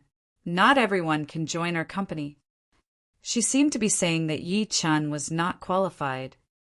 That's right. You know nothing, and you only know how to come up with stupid ideas. What if Wen-Wen loses her job because of you? The second aunt glared at him ferociously. Yi Ming did not care at all. Don't worry. I believe in Xiao Chen. After all, he has his education. Why don't we do this? Xiao Chen will go for the interview in 3 days. If he passes Wen-Wen, talk to your colleague and get him a better position. That's great. Yi Hai agreed on behalf of Yi Chen with a smile on his face. Yi Chen smiled helplessly and did not say anything else. The second aunt looked terrible, as if she had eaten a fly. On the other hand, Yuan was furious. She returned to her room with a cold expression after coming out of the bathroom. She opened her WeChat and sent a message in the group chat. This is so annoying. A cousin that I haven't seen for years is shameless enough to come to my house. I can't believe he's asking me to get him to work at our company. Yi Wen and a few colleagues who were close to the company created the group chat. There are not many people in the group, only 5 of them. However, all of them had high statuses in the company. Soon, someone replied in the group chat, Cousin? Then you guys must be close. Yuan typed while smiling coldly, Of course not. This cousin of mine has been studying abroad since he was young. We hardly see each other. Moreover, he disappeared for a few years and came back like a wild man. Our family is so poor that we can barely afford to eat. Yet, my dad treats them like treasures. Wen-Wen, I understand what you mean. Don't worry. I'll make him scram as soon as he dares to come to the company in 3 days. That's right. How dare he offend our Wen-Wen? He must be tired of living. I suggest we beat up Wen-Wen's stupid cousin directly 3 days later. We'll show him what it means to know one's place. Yuan could not bear to do that. Take it easy. He's my cousin no matter what. I don't want my dad to be caught in the middle. Chapter 8. After leaving Second Uncle's house, Yi Chen could not stop thinking about how Second Aunt and Yi Wen did not like them. It would be a lie to say that he was not upset, but he could not say anything. Yi Hai comforted him as if he guessed what he was thinking. Your second aunt is just like that. Don't mind her. Although she's a little stingy and snobbish, she's not a bad person. Yi Chen nodded. He would not be calculative with the 2 women. Moreover, they were Second Uncle's closest people. Just when he was speaking, Yi Hai took out some money and passed it to him. Dad, what are you doing? Yi Chen asked in confusion. Yi Hai shoved the money to him without saying anything. I know that you've been through a lot of hardship all these years, and you haven't earned much money. Here's 1,000 yuan. Use it to buy a suit or something. If it's not enough, ask me for more. Also, you must attend the interview in 3 days. Don't let your second uncle's kindness down. Yi Chen agreed to it. He realized that his mother was home when he got home. He was worried, so he asked about his daughter's condition. Subsequently, he left the house after changing. He wandered aimlessly along the way. Firstly, he wanted to see the scenery of Tiannan City that he had not seen for thousands of years. Secondly, he wanted to figure out how to earn money. His parents were over 50 years old. They were struggling for the family and Meng Meng. Now that he was back, he had to take on the responsibility. Moreover, he would need money to buy herbs if he wanted to refine medicinal pills to treat Meng Meng's illness. He needed money for his cultivation too. He could not rob a bank with his identity as a cultivator. After all, the rule of killing and robbing in the cultivation world did not apply on Earth. Therefore, earning money was his top priority. When it was close to noon, Yi Chen realized that he had arrived at the outer ring of Julong Antique Street. In reality, the so-called Antique Street was more suitable to be described as an antique city because antiques had evolved into a culture, a label, and even a tourist attraction in Tiannan. To attract tourists from other places, the local government funded the renovation of the original Antique Street into an antique city. Meanwhile, the antique market was always a mess. There were only a few valuable items. Although that was the case, the prosperity of Julong Antique Street could not be hidden. After hesitating for a moment, Yi Chen walked in anyway. As far as the eye could see, both sides of the streets of the outer ring were filled with stalls displaying all sorts of things. There were ancient gold, silver, jewelry, red agate, amber, agarwood, ebony, coins, porcelain, calligraphy, and paintings, and so on. Yi Chen glanced through those items one by one and secretly shook his head. To him, those items were worthless. Some of the so-called treasures were even fakes. He had only taken a few steps when he heard a voice mixed with a Beijing accent. "Brother, take a look. I have whatever you want here. I guarantee that you will be satisfied." Yi Chen turned his head to look and saw that it was a skinny middle-aged man who had spoken earlier. There was a warm smile on the man's face, and his eyes were almost squinting into slits. There was a small stall in front of him. It was no more than 3 meters in length and width, and it was covered with a red bedsheet. There were dozens of items of various sizes on the bedsheet. Noticing that what he said had caught Yi Chen's attention, the middle-aged man was getting more and more enthusiastic. The middle-aged man became more and more enthusiastic. He picked up a purple sand-colored snuff bottle and boasted, "Brother, I can tell that you have an extraordinary background and are knowledgeable. You can take a look at this snuff bottle. I'm not bragging, but this was used by the Qianlong Emperor." Yi Chen took a glance at it and stretched his arm out to take the snuff bottle. He pointed at the few English letters at the bottom of the bottle and said, "Riley, didn't the Qing dynasty die a long time ago?" The few English letters were Medine China. Chen Hozi slapped his head and smiled awkwardly. "Oh, I'm so sorry. I took the wrong one. I'll get you another one." Yi Chen glanced at the items on the stall again. He smiled and turned around in an attempt to leave. However, he turned his head to look at the stall the moment he turned around. To be exact, he was looking at something on the stall. It was approximately the size of a walnut and was black. It was irregular and looked like a black lump. It was inconspicuous. However, nobody knew that there was a treasure in Yi Chen's body called the immortal drift bottle. Back when he was drowned in the river, he found the immortal drift bottle at the bottom of the river. Not only did he survive, but he even traveled to the cultivation world. With the help of the immortal drift bottle, he became an immortal in 3,000 years. Meanwhile, the immortal drift bottle only had one function. The immortal drift bottle would produce a mysterious green liquid under the moonlight every full moon. The mysterious green liquid could ripen any kind of spirit medicine. For example, it could turn a 50-year-old ginseng into a 100-year-old, 200-year-old, or even 500-year-old ginseng. Yi Chen had named it the Immortal Drift Bottle and kept it a secret. Even his most trusted disciple, Yuan Chuan, had no idea about it. Although Yu Wenchuan had usurped the Heavenly Emperor's position, he had no idea that the Heavenly Emperor's position was just an object to Yi Qin. The immortal drift bottle was the most important thing. The reason why Yi Qin stopped walking earlier was that he sensed the immortal drift bottle in his body shaking. It was the first time the immortal drift bottle had moved since he returned to Earth. Yi Qin bent down quietly and picked up the black lump in his hand as he thought to this point. He said expressionlessly, "How much is this?" "Oh, this? Just give me whatever you want," Chenhozi said by instinct and stopped talking all of a sudden. His little eyes could not stop rolling. He grinned slyly and gave Yi Qin a thumbs up. "You're indeed an expert. I can't believe that you recognized the real treasure of the stall with just a glance." 500. Yi Qin interrupted. "Cough, cough, cough." Chenhozi could not stop coughing. He almost choked to death. "I risked my life to find this on the Mount Tai Wonder. You know about the Mount Tai Wonder, don't you?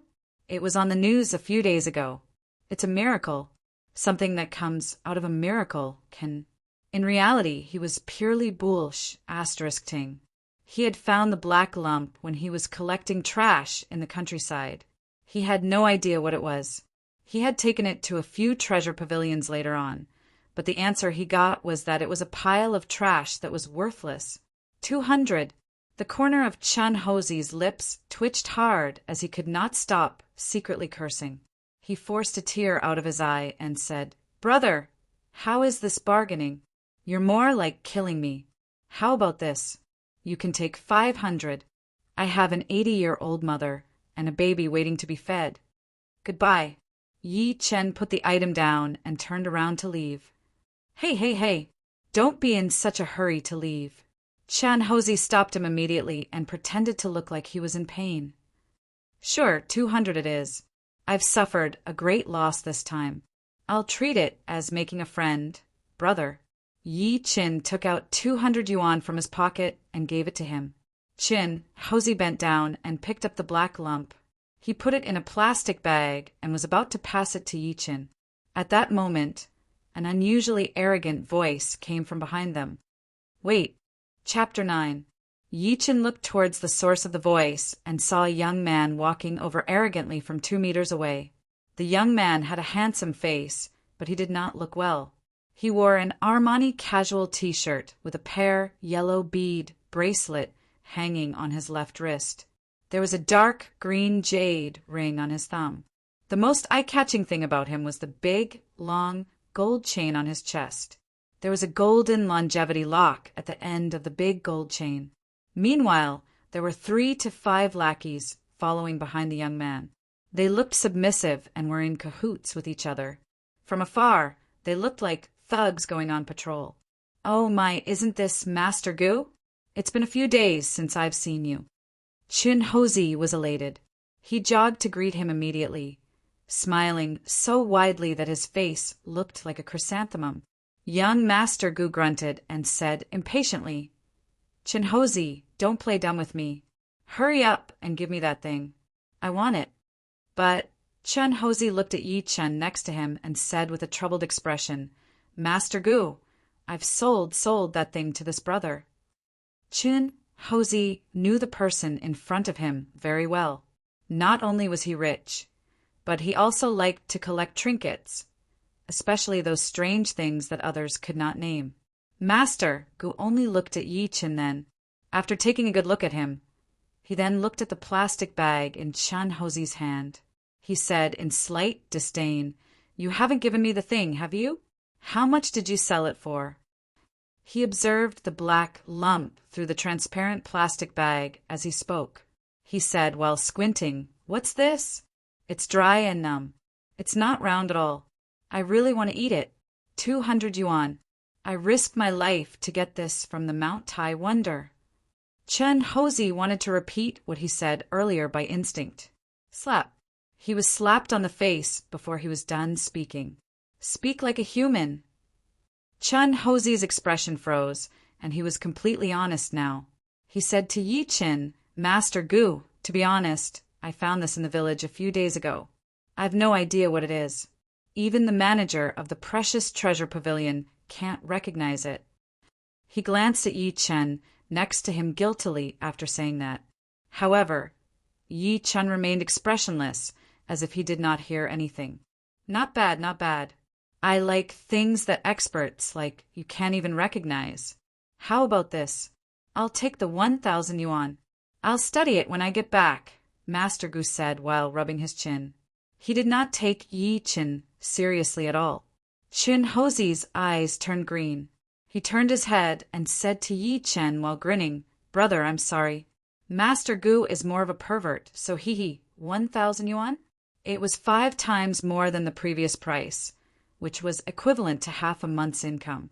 Yi Chen said expressionlessly, "Boss Chin, are you saying that you can go back on your word and sell what belongs to me to him because he's paying more than me?" I'm really sorry." Chen Hozi rubbed his palms and smiled awkwardly.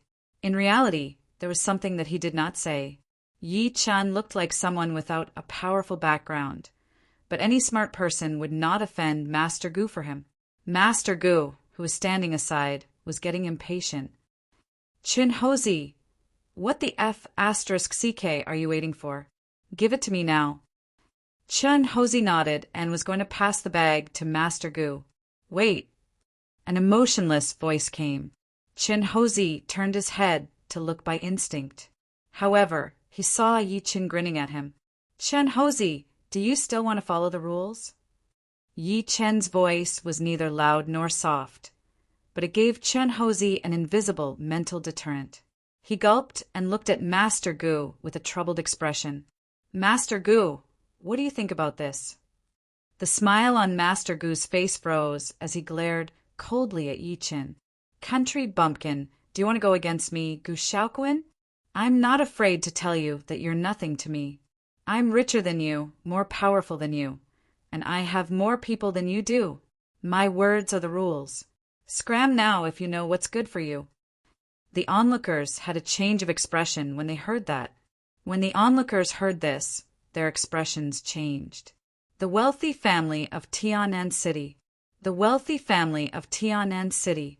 Yi Chen looked into his eyes fearlessly and enunciated word for word. "Nobody can take what I want away from me."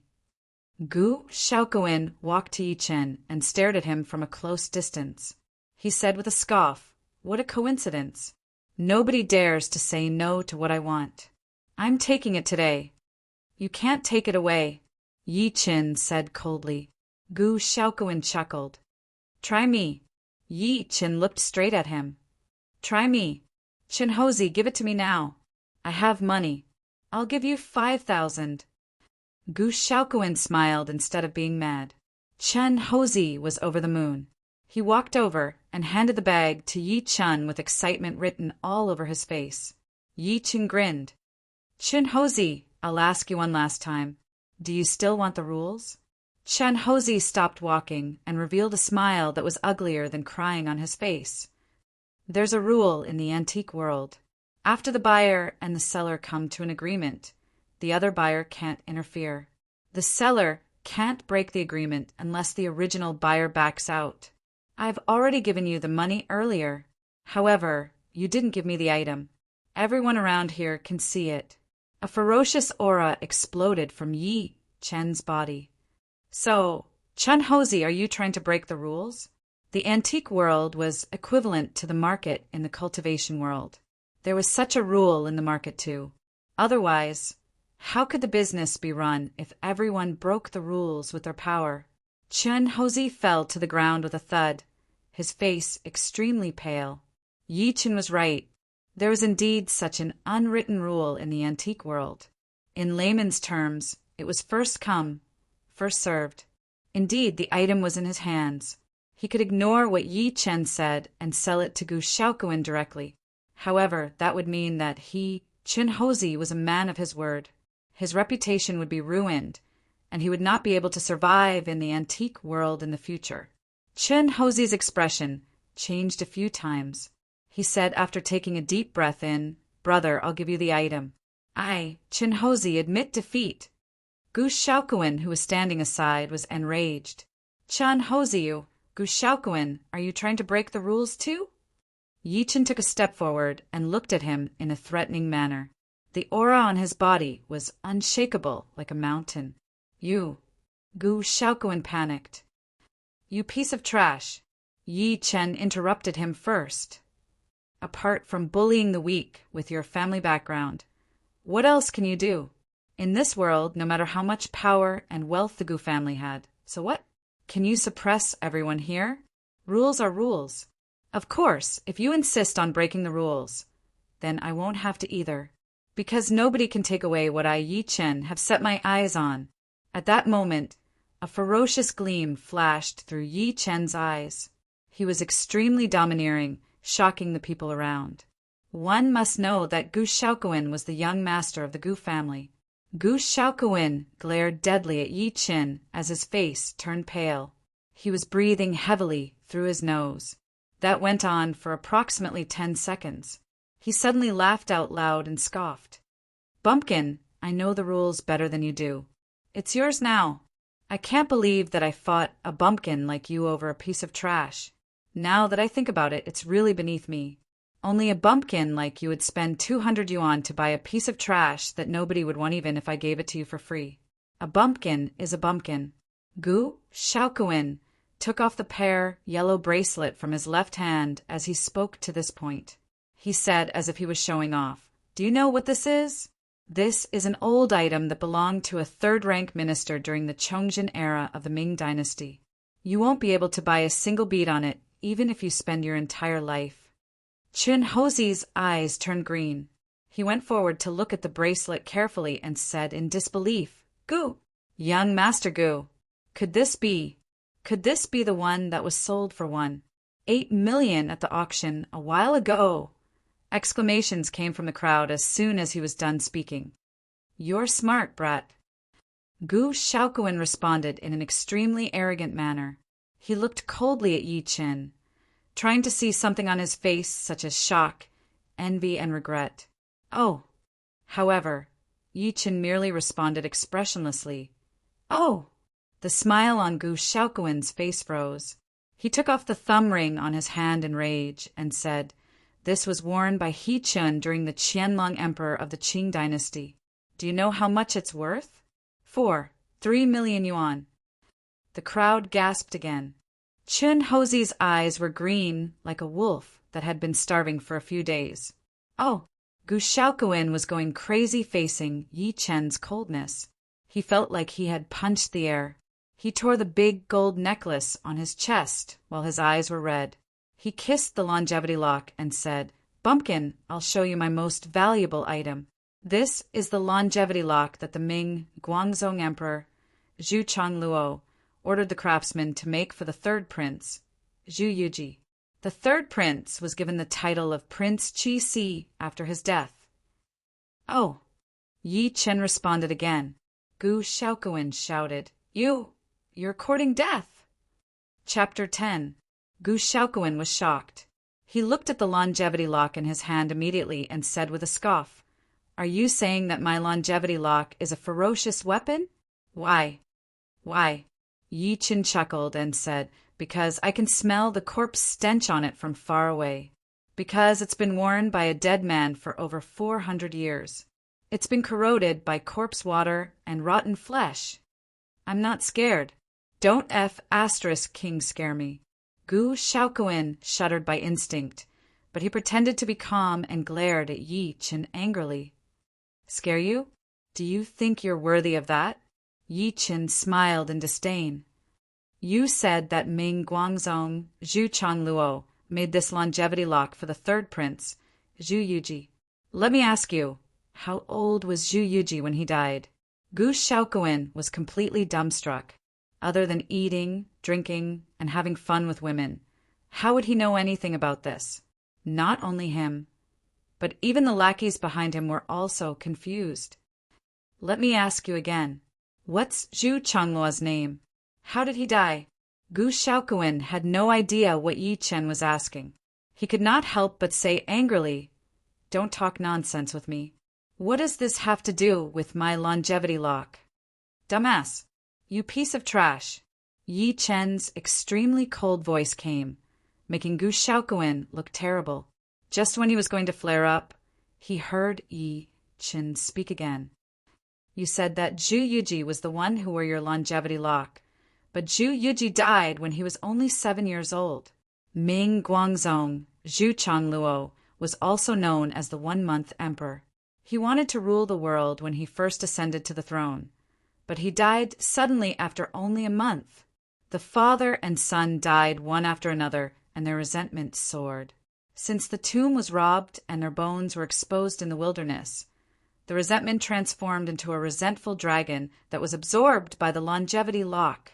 However, you can't bear to part with such a ferocious weapon. You even kissed and touched it.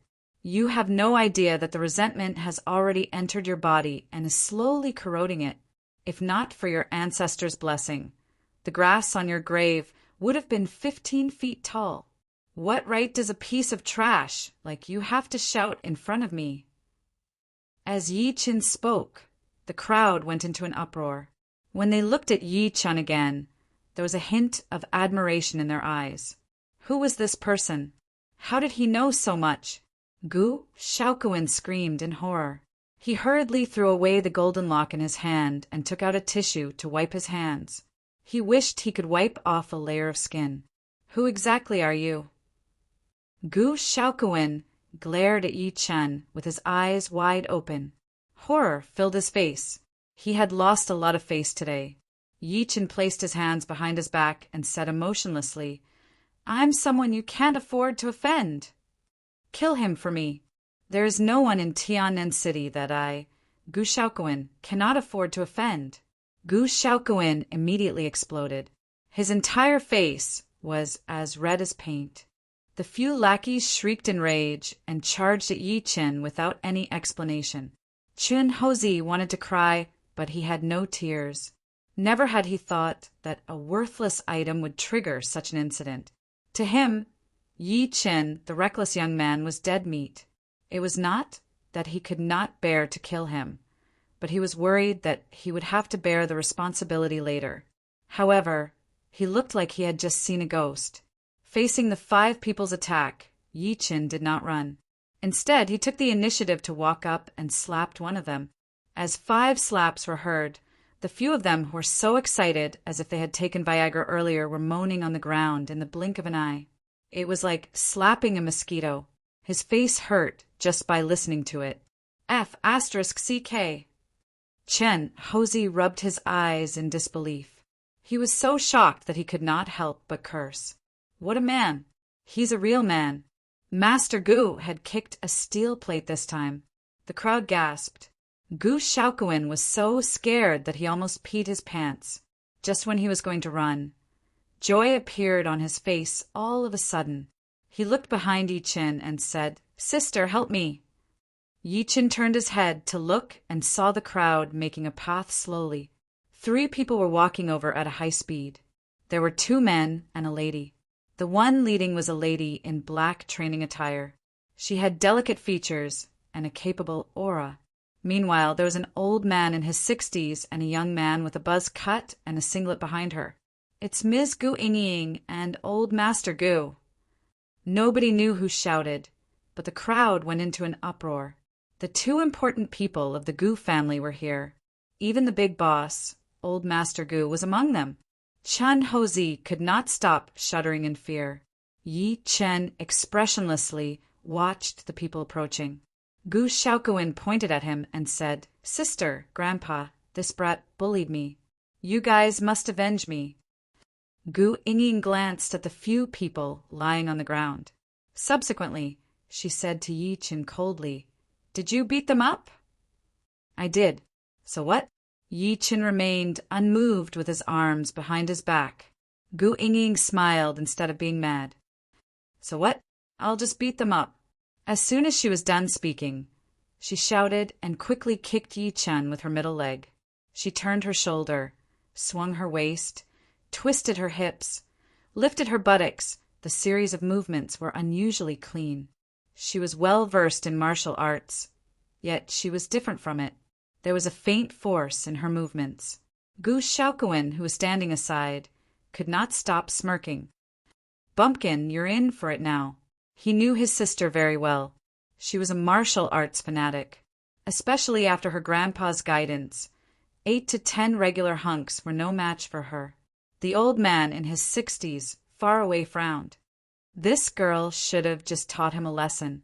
I can't believe she's so heavy-handed. Ahu, ask her to stop now. Clearly, even he did not have high hopes for Yi Chin. The young man with the buzz cut named Ahu forced a smile. Just when he was going to stop her, Gu Yingying shouted, F***CK off! A furious roar came. A furious roar was heard as Yi Chin kicked Gu Yingying's chest directly. Gu Yingying was flung out, apart from his child's mother. He had never known what it meant to be gentle to a woman. Dead silence filled the place.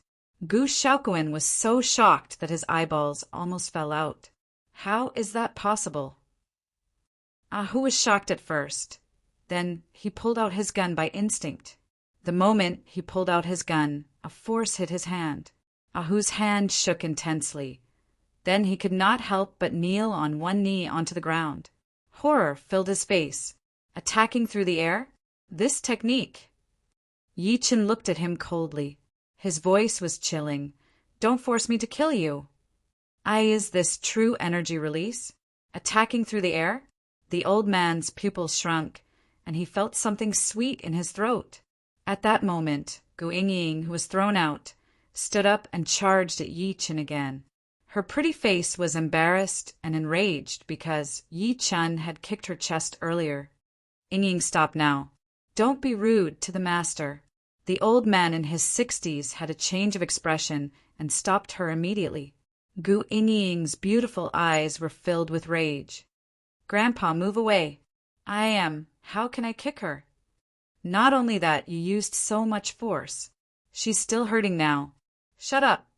The old man scolded her and subsequently walked to Yi Chin. He took a deep breath and said while clasping his fists in all seriousness, I'm Gu Yonggang. Greetings, master. I hope that you won't blame us for not recognizing you. At that moment, Gu Yingying was stunned, Gu Shaoquan was stunned, and Chenhozi rubbed his eyes as he watched in disbelief. One must know that old Master Gu represented the entire wealthy Gu family. It was not an exaggeration to say that he was the leader of the family. However, he was apologizing to a young man. Old Master Gu turned his head to look at Gu Yingying as if he did not see that. Yingying apologized to the master now. True energy release, attacking through the air. Nobody knew the meaning of those words better than him. There were tens of millions of people in entire Tianan, but there was only one such person. He was the Tianan #1, Yuan Bupo. He stood on top of the clouds in Tianan and overlooked the entire world. Even the few wealthy families in Tianan had to look up to him. Gu Yingying jolted and wanted to reject him by instinct. However, she walked to Yi Chin and said while clenching her teeth when she saw her grandpa's serious and determined expression, sorry. Grandpa, are you crazy? This brat humiliated us. Forget that you didn't teach him a lesson. But you're apologizing to him? Gu Shaoquan shouted in disbelief. If you can't do it, call my third uncle immediately and get him to deploy a battalion here. I don't believe this brat can fight. Slap. What he got in response was a hard slap from the old master. Chapter 11. Grandpa, you actually hit me for an outsider? Gu Shaoquan covered his face and stared blankly at the old man. This was the first time in his life that he had been beaten by the old man. In the past, no matter what mistakes he had made, no matter how much trouble he had caused, the old man would at most give him a few words of reprimand. Unfilial son, kneel down. The old man trembled with anger. Otherwise, I'll kick you out of the Gu family right now and let you fend for yourself. Plop. Gu Shaoquan knelt onto the ground immediately. This time he did it without hesitation. He realized that the old master was clearly enraged. Although he knelt, he turned his head away from Yi Chin, looking arrogant. The old master stopped looking at him. Instead, he walked to a stall and borrowed a cigarette. He handed it to Yi Chin with both hands. Sir, if this little b** star offends you in any way, You can smoke him with this. Smoke him to death. Just leave me half alive." Yi Chen glanced at him wryly. He did not extend his arm to take it, nor did he say anything. One becomes shrewd with age. One becomes shrewd with age. The old man's acting was quite good. Gu Shaoquan's face turned green. He wanted to stand up immediately, but what welcomed him was a heavy blow from the tobacco pipe, which directly made him kneel down again. The pain made him grimace, and tears flowed out of his eyes. Gu Yingying could not help but open her mouth, but she dared not stand up to plead for mercy. The expressions on everyone's faces were already numb. Chen Hozhi's mouth was so big that he could swallow a husky. The old master sighed secretly when he saw that Yi Chen did not say anything. He then turned around and said to Monkey Chen beside him, "Tell me, what exactly is going on?" Chen Hozhi shuddered. He took 2 steps forward, bowed, and told the whole story without any exaggeration. He did not dare to side with anyone. When he heard that the longevity lock was a demonic weapon, the old master's face changed. As if he had thought of something, he slapped Gu Shaoquan's head. "You idiot, Mister's words saved your life. Not only did you not thank him, you even attacked him. How did my Gu family produce such a bastard like you? Grandpa, how can you believe his nonsense?" Gu Shaoquan sneered. The old man suddenly burst into tears. "You wastrel, have you forgotten how your father died? My dad." Gu Shaoquan's expression changed drastically, and then a wisp of deep shock and disbelief surged onto his face. This, the old man sighed. "This longevity lock was first received by your father, and he treasured it as much as you do. In the end, he died in a car accident less than a year later, and you, an idiot, secretly took it out from his room." At this point, the old master's expression turned fierce. "You lived with Fang Yuan for 3 years, and during those 3 years, Fang Yuan got pregnant 5 times.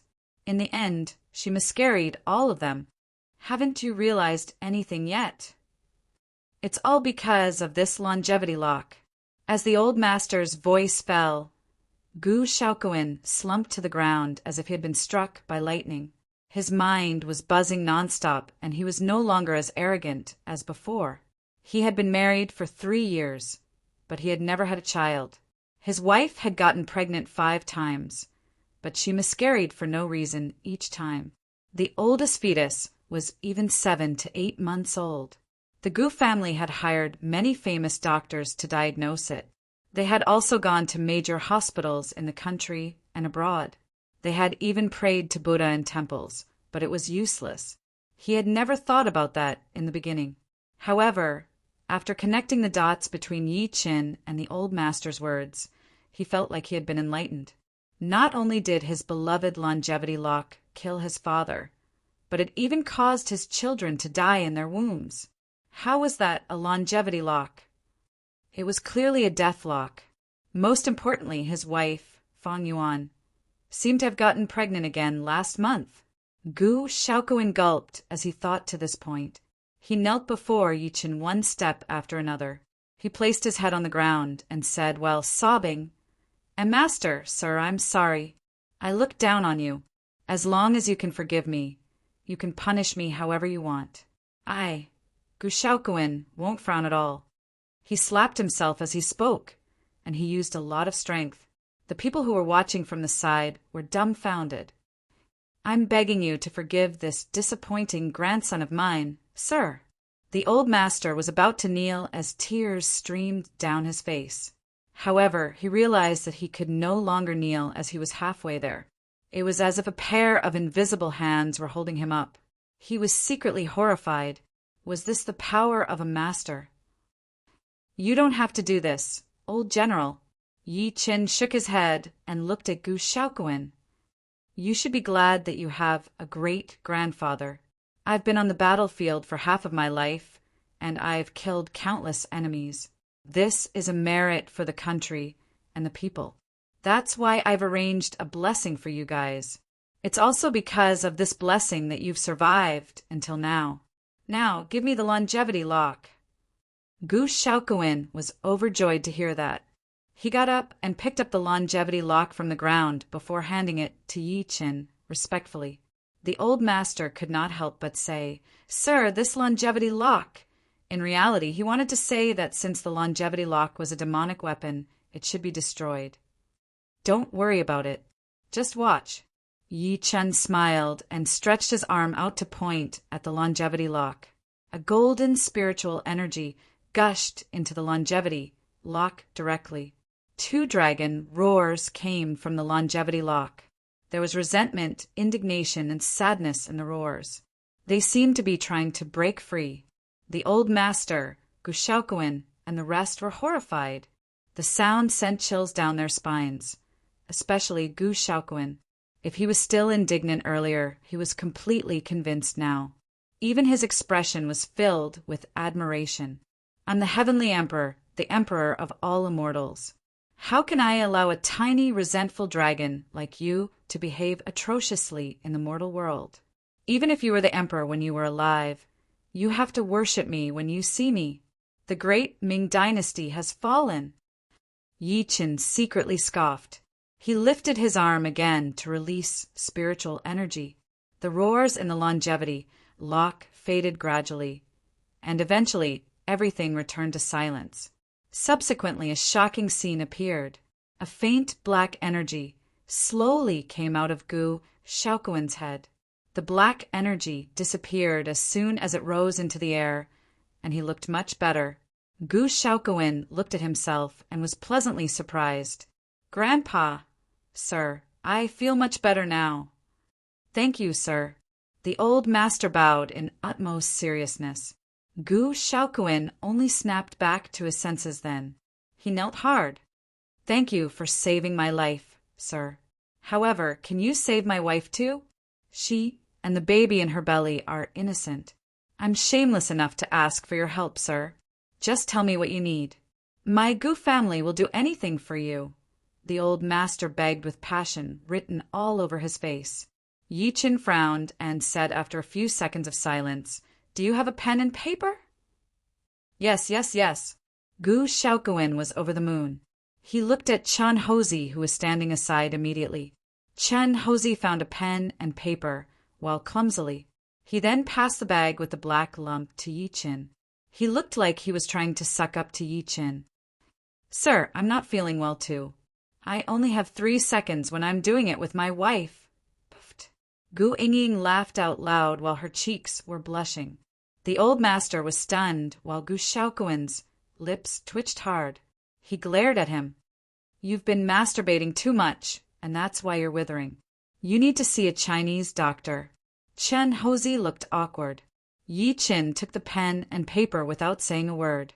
He wrote down the names of many herbs on it and subsequently passed it to the old master. "Gather the herbs according to the names on it and send them to me. I'll make time to visit your house for treatment." "No problem." The old master put the prescription away carefully and proceeded to say passionately, "Sir, shall we have dinner together? I'd like to thank you properly." "It's all right. I have to pick up my daughter from school." Yi Qin shook his head.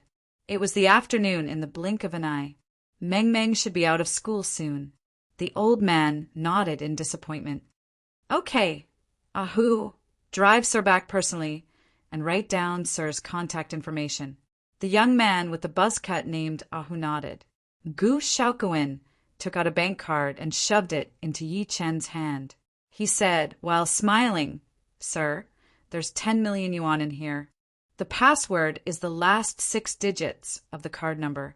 Consider it a small gift from me." Just when Yi Chen was going to reject him, he saw Gu Shaokuin say, "Please don't reject me. Otherwise, the old master will hang me up and whip me hard with his belt." "Oh yeah, you can look for brother who if you need anything." Yi Qin put the card away while smiling. He then got into Ahu's Bentley and left. The old master watched the card disappear. He then turned his head to glare at Gu Shaokuin after the 3 of them got into Gu Yingying's car. "I'll teach you a lesson when we get home." Gu Shaokuin shrunk his neck. Gu Yingying, on the other hand, had a cold expression on her face.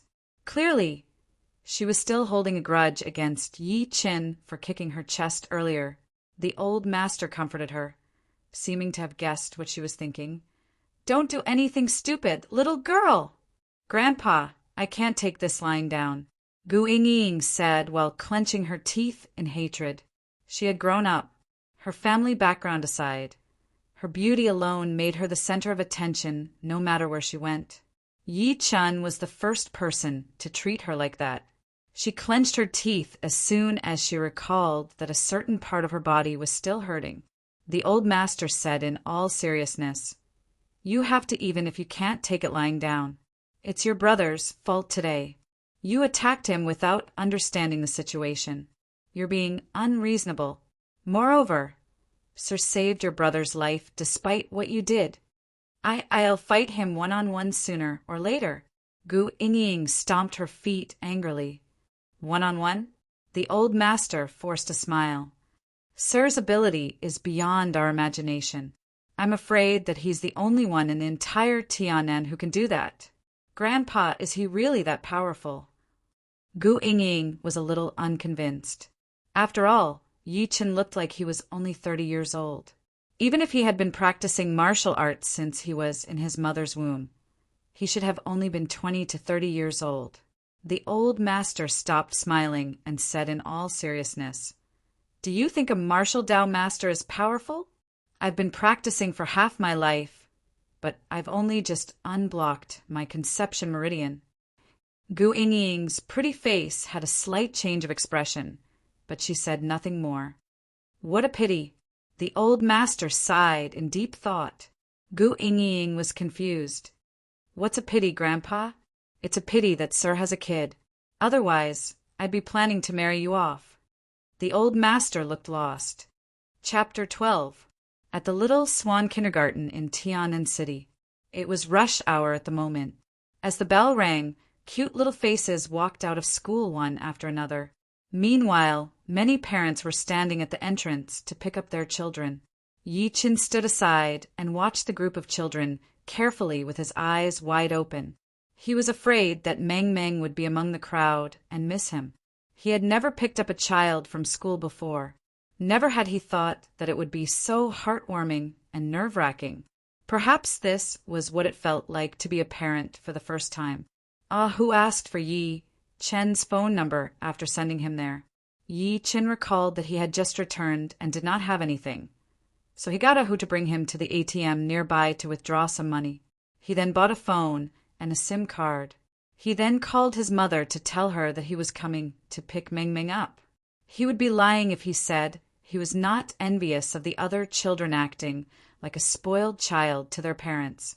Yi Chen's eyes lit up just when he was thinking about that. He saw a lady in a white chiffon dress walking out with a little girl. The lady was only 24 or 25 years old. She had a pretty face and an extraordinary aura. She attracted many adults' attention as soon as she walked out. Meanwhile, the little girl wore a light black school uniform with 2 braids on her head. She had a straight little nose and a pair of big, watery eyes. She was a beauty. Who else could it be but Meng Meng? Meng Meng! Yi Chen called out and walked over rather excitedly. Meng Meng scoffed and turned her head away, refusing to look at him. The smile on Yi Chen's face froze, and he secretly sighed. The lady smiled politely after taking a good look at him. "Hi, you must be Yi Mingming's father, right? I'm Mingming's teacher, Olan." Wulan used to be the one who picked Meng Meng up.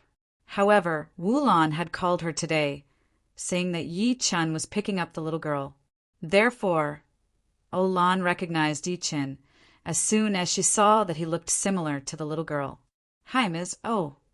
Yi Chen nodded while smiling. Just when he was going to say something, he heard the little girl shriek all of a sudden, "He's not my father, Ms. Oh. He's not my father." Yi Chen forced a smile. He could be calm and domineering to others. He could even laugh it off. However, when it came to his daughter, he was helpless. After all, he owed the mother and daughter too much. Olan squatted down and patted the little girl's head. "Meng Meng, you can't talk to your daddy like that." Have you forgotten that your teacher taught you to be a polite and filial child? Yi-Chin glanced at Olan with utmost gratitude upon hearing that. The little fellow pursed her lips and looked stubbornly at the crowd, as if she was looking for someone. Where's Grandma? I want Grandma to pick me up. Grandma has something on today, so she can't come. That's why she asked Daddy to pick you up, Yi-Chin comforted while smiling. Olan glanced at her helplessly and said while smiling, Grandma has a hard time at work. It's the same for Daddy to pick you up. Meng, can you wait at the security guard's place for a while? I want to say a few words to your father. The little girl held her hand tightly and wanted to reject her by instinct. Olan pulled a long face. Be good, Meng. Otherwise, I'll be mad. The little fellow nodded reluctantly. Olan turned her head and said to Yi-Chin, while smiling after sending her to the security guard's office and greeting him, Mr. Yi, can we talk? Yi-Chin looked at the little girl and nodded after confirming that she was fine. The duo walked in the school field. Yi-Chin had mixed feelings as he looked at his daughter's school environment. He said sincerely, Ms. Oh, thank you for taking care of Meng all this while. He saw very clearly that the other kids walked out on their own, while Meng walked out with Olan's hand. One could tell how Olan usually treated Meng. You're welcome. Actually, I like Meng a lot. Olan chuckled softly, but her pretty face looked rather sad. But Meng is quite pitiful. I heard from Annie Lan that you disappeared before she was born. Her mother disappeared when she was just 2 years old. The little girl was diagnosed with leukemia when she was 3.5 years old. Although Meng and I have nothing to do with each other, and I'm paid to eat, my biggest wish is for this child to grow up healthily. Yi-Chin felt a little heavy in his heart. He said after taking a deep breath in, Mr. Yi, you don't have to explain anything. Speaking of which, I'm an outsider, so I shouldn't be asking about your family. But Meng is really pitiful. Although she's only 4 years old, she's much more mature than her peers. Olan sighed while looking heartbroken. My classmates always tease me that I'm a kid who has no parents. Meng doesn't cry. Instead, she pinches and scratches the people who tease her. She offended her classmates. So many of them don't play with her. That's why she might be a little lonely and has low self-esteem. Yi-Chin listened quietly and turned around to look at the security guard's office quietly. Meng likes to draw when she's alone, especially drawing pictures of the sky and the grassland. I asked her before, and she said that she heard that the stars are the closest to the grassland. Meanwhile, people who disappear from this world will become stars in the sky. Therefore, Meng's dream is to draw stars on the grassland with her drawing board when she grows up. Then, she'll be closer to her daddy. Yi-Chen's body jolted slightly upon hearing that. He felt like he was about to cry. He had been missing for 5 years. Nobody knew if he was alive or dead. Perhaps everyone thought that he was dead, including his parents. His daughter came up with such a thought under the influence of what she saw and heard. In her heart, her father was already dead, which was a kind of despair. Meanwhile, his sudden appearance before her was equivalent to setting a fire in the vast desert. There was no passion or light that could be ignited. Olan suddenly turned around and said to him in all seriousness, Mr. Yi, in reality, Meng acknowledges you deep down in her heart. She's a kid after all. Like most kids, she yearns for a father's and a mother's love. However, she's a little conflicted. Perhaps it's related to her experience after she matured earlier. That's right. She's such a stubborn and lonely little girl. Yi-Chin nodded. One could say that apart from his parents, Olan before him knew Meng the best. If she did not say that today, he would never be able to walk into his daughter's heart. Olan looked at the time and said, while smiling, All right, the little girl must be getting impatient from waiting. Mr. Yi, let's call it a day. Thank you so much, Ms. Oh! Yi-Chin stretched his hand out and thanked her from the bottom of his heart. Olan shook his hand softly and stopped there. You don't have to thank me. It's my duty. Yi-Chin smiled and returned to the guard room with her. At that moment, the little girl was pacing back and forth at the door. She was clearly impatient. Olan squatted down and smoothed the hair on her forehead. She said while smiling, "Go home with Daddy, Mingming. Don't forget what I taught you. Listen to Daddy." She got up and walked out as she spoke. "Goodbye, Ms. O." The little girl waved at her reluctantly. Yichen held his head down and said to the little girl after she walked far away, "Meng, can Daddy carry you home?" "Humph, only kids have to carry me.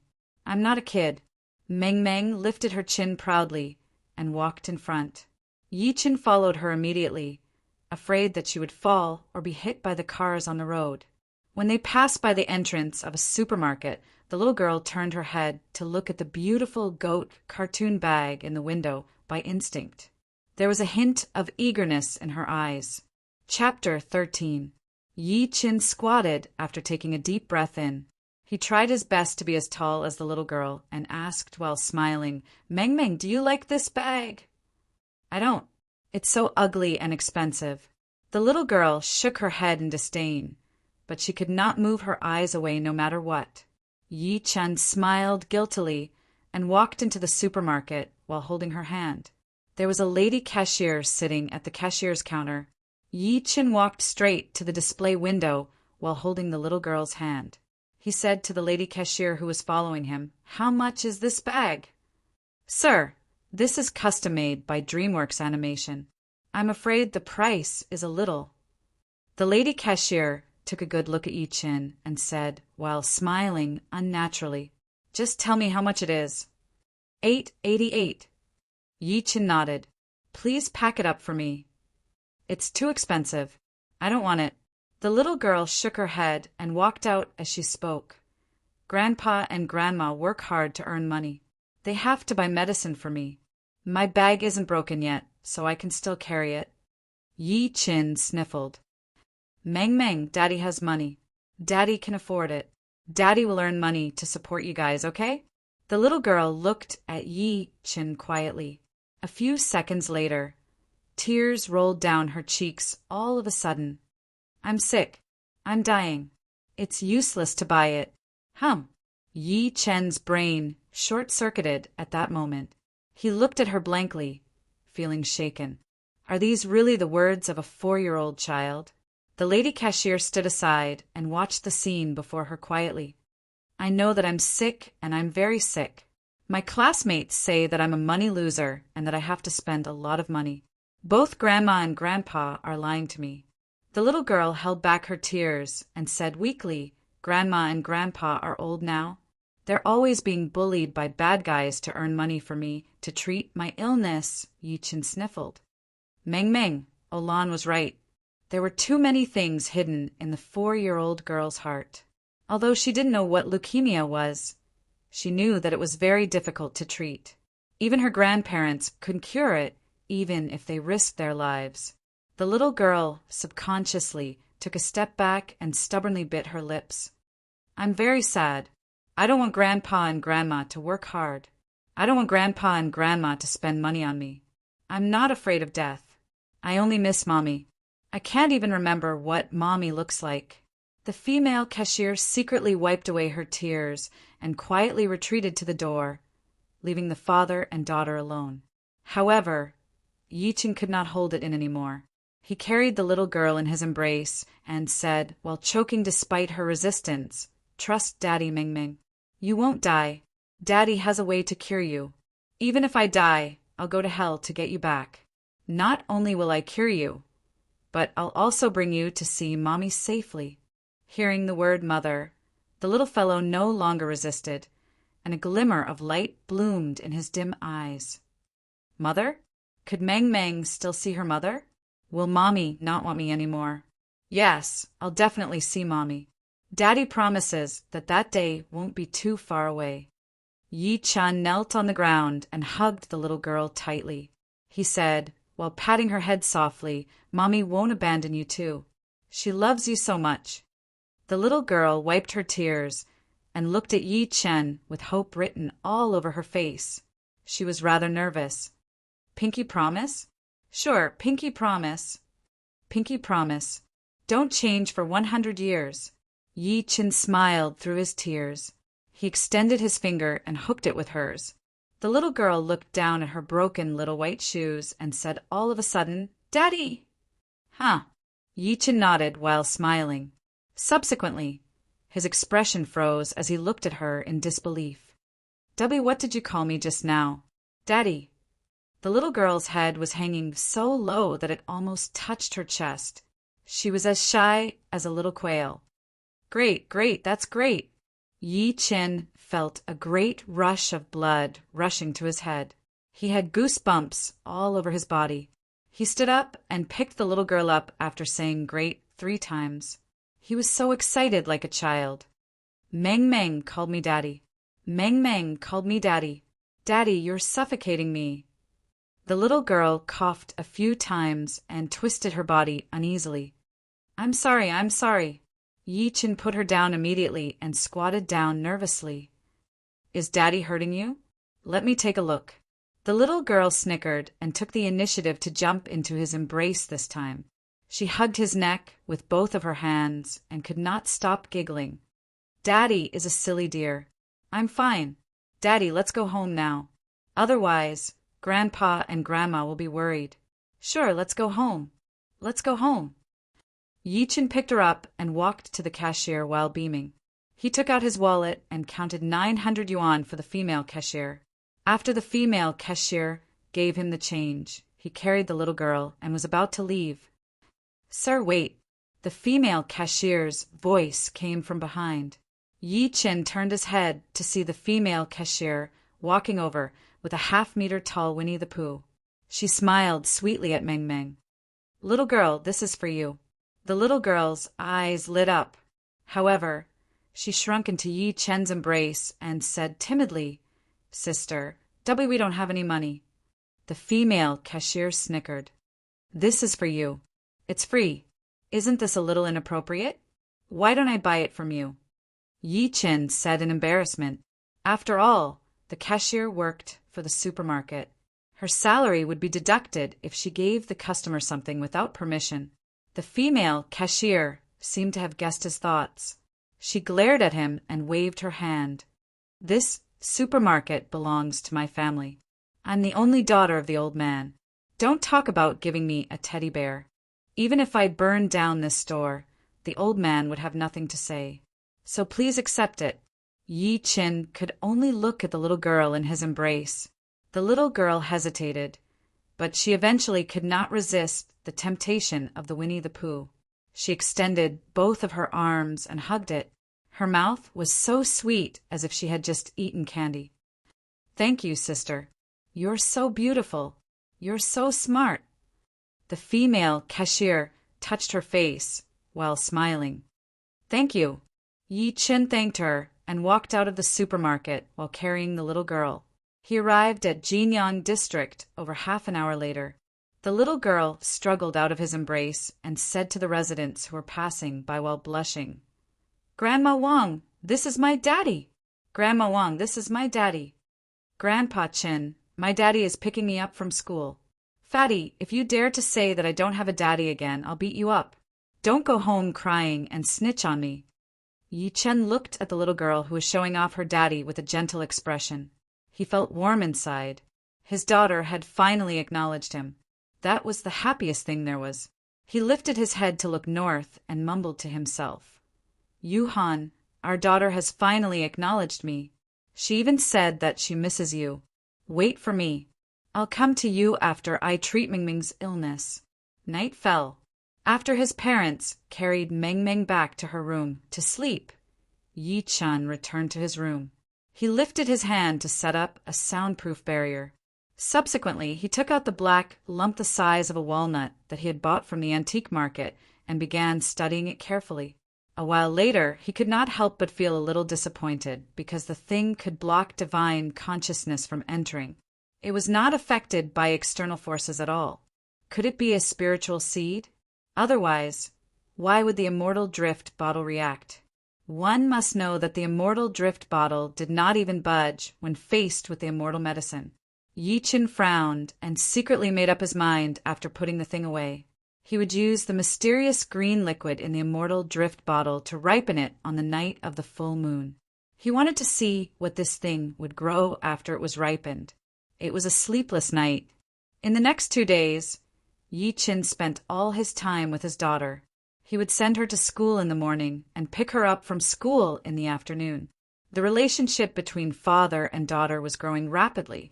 Yi Hai and Wu Lan were surprised and happy.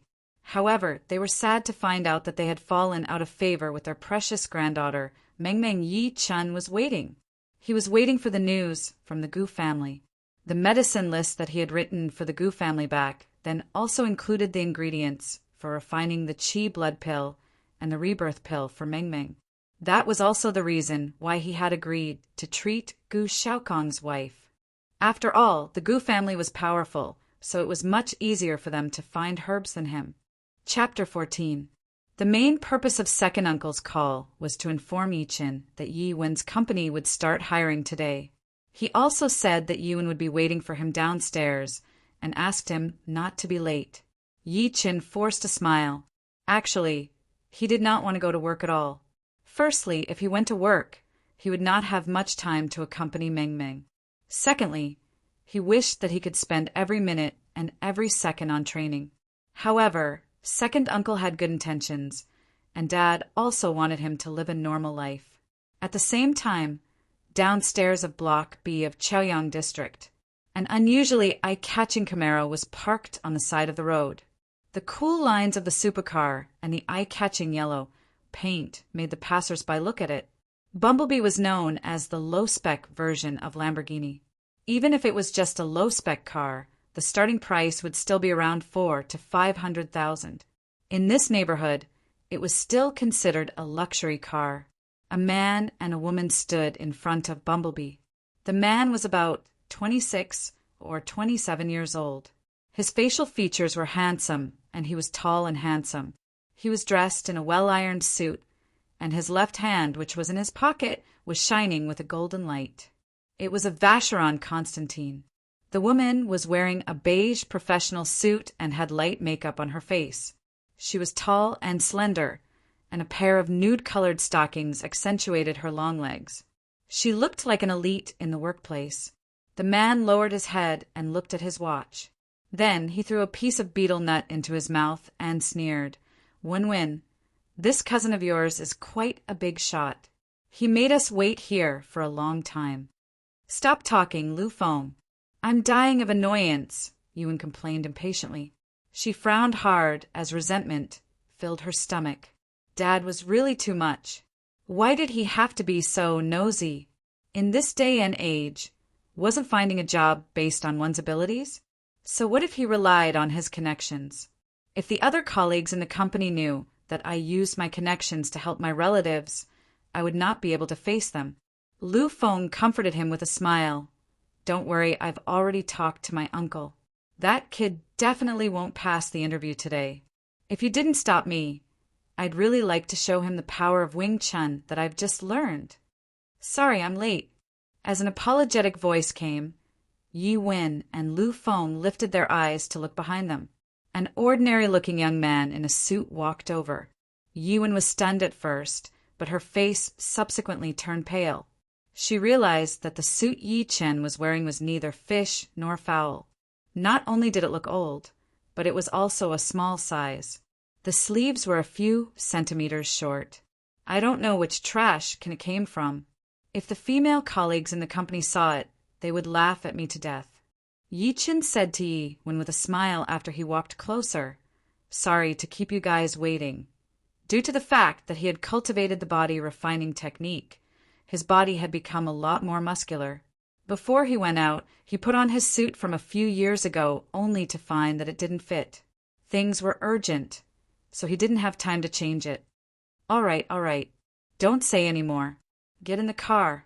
She then turned around and got into the passenger seat of the Camaro. She had no intention of introducing Lu Feng to Yi Chen at all. Disdain flashed through Lu Feng's eyes after taking a good look at Yi Chen. He said while chewing the betel nut, "You're Wenwen's cousin, right?" "Oh yeah, what's your name again?" Yi Chen frowned and said, "I don't like the taste of betel nut." Please chew the gum when you talk to me next time or stay away from me. Also, introducing yourself before asking for someone's name is the most basic thing to do.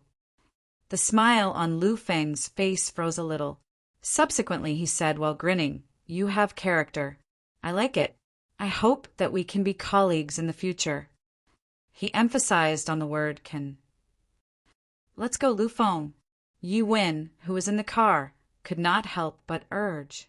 Lu Feng smiled and got into the driver's seat.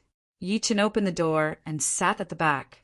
A strange smirk appeared at the corner of Lu Feng's lips after glancing at Yi Chen from the passenger seat. He stepped on the accelerator and the car sped out in a whoosh. Yi Wen, who was in the passenger seat, was shocked. Meanwhile, Yi Chen was as still as a mountain. Over 10 minutes later, the car successfully arrived at their destination, Yaffle Cosmetics Limited Company. Yi Wen suddenly turned her head to look at Yi Chen when they were getting out of the car. She said, "No matter how the interview goes, I don't want anyone to know that we're relatives." "Sure," Yi Chen said while smiling calmly. He had never thought about it that way. The reason why he came was merely to go through the motions and give his second uncle and father an explanation that they could accept. Yi Wen nodded expressionlessly and walked into the company after pushing the car door open. Lu Feng walked over after parking the car. He said with a fake smile, "Brother Yi, I wish that you'll pass the interview." "Thanks for your kind words," Yi Chen said and walked into Yaffle Cosmetics Limited Company. He walked directly to the interview building. Lu Feng watched him leave quietly and scoffed. "Go F***ck yourself. What an idiot. The interviewer this time is my third uncle. If you pass, I'll change my surname to yours." As soon as Yi Chen arrived at the interview building, he saw many people standing at the entrance. All of them were dressed formally, but they looked nervous. A lady in formal attire walked over and said while smiling, "Sir, please submit your resume." Yi Chen passed her the resume that he brought. The lady took it and registered it. She returned and said while smiling, "Mr. Yi, please wait patiently for the interview. Your name will be called when it's your turn." Yi Chen nodded and sat directly on the long bench at the entrance. The people around looked at each other and smiled when they saw that the suit that he was wearing was out of place. If there were more idiots like him, they would not have any competitors. Over an hour later, an extremely soft voice came from the lobby. "The next interviewee, Yi Chen, please get ready." Yi Chen got up and walked in immediately. He happened to pass by a fatty who looked bitter. Meanwhile, a bald man was sitting against the wall in the lobby. There was a slender lady who was dressed like an assistant standing next to him. The bald man lifted his head to look at Yi Chen after he sat down. A strange gleam flashed through his eyes, but he subsequently said expressionlessly, "I'm your interviewer today. My name is Lu Kuan. The interview will begin now. Let's introduce ourselves." Yi Chen said coldly, "Yi Chen." Lu Kuan nodded and gestured for him to continue. However, Yi Chen looked at him without saying a word. That's all?" Lu Kuan was stunned. Yi Chen nodded.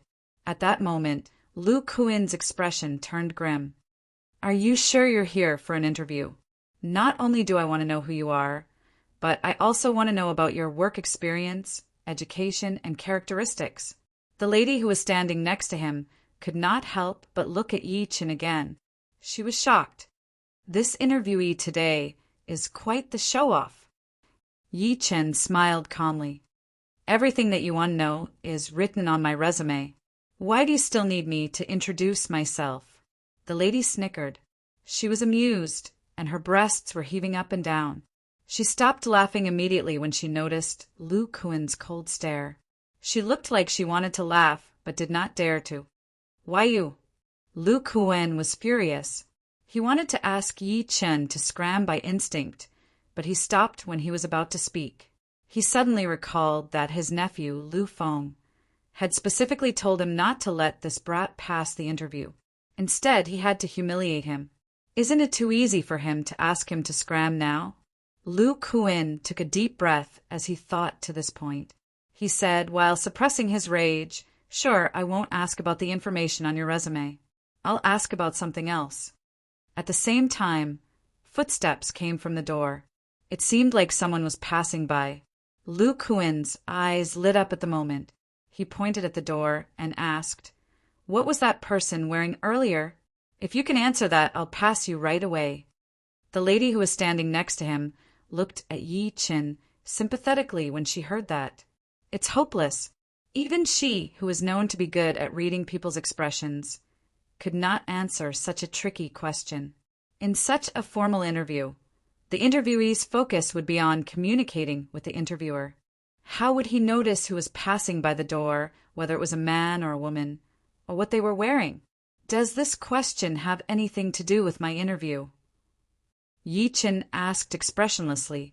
Lu Kuin said in all seriousness, "Of course. The reason why I asked this question is to test your ability to withstand pressure and to read people's expressions. If you can't even answer that, what's the point of the company hiring you?" He did not hide the smugness on his face at all.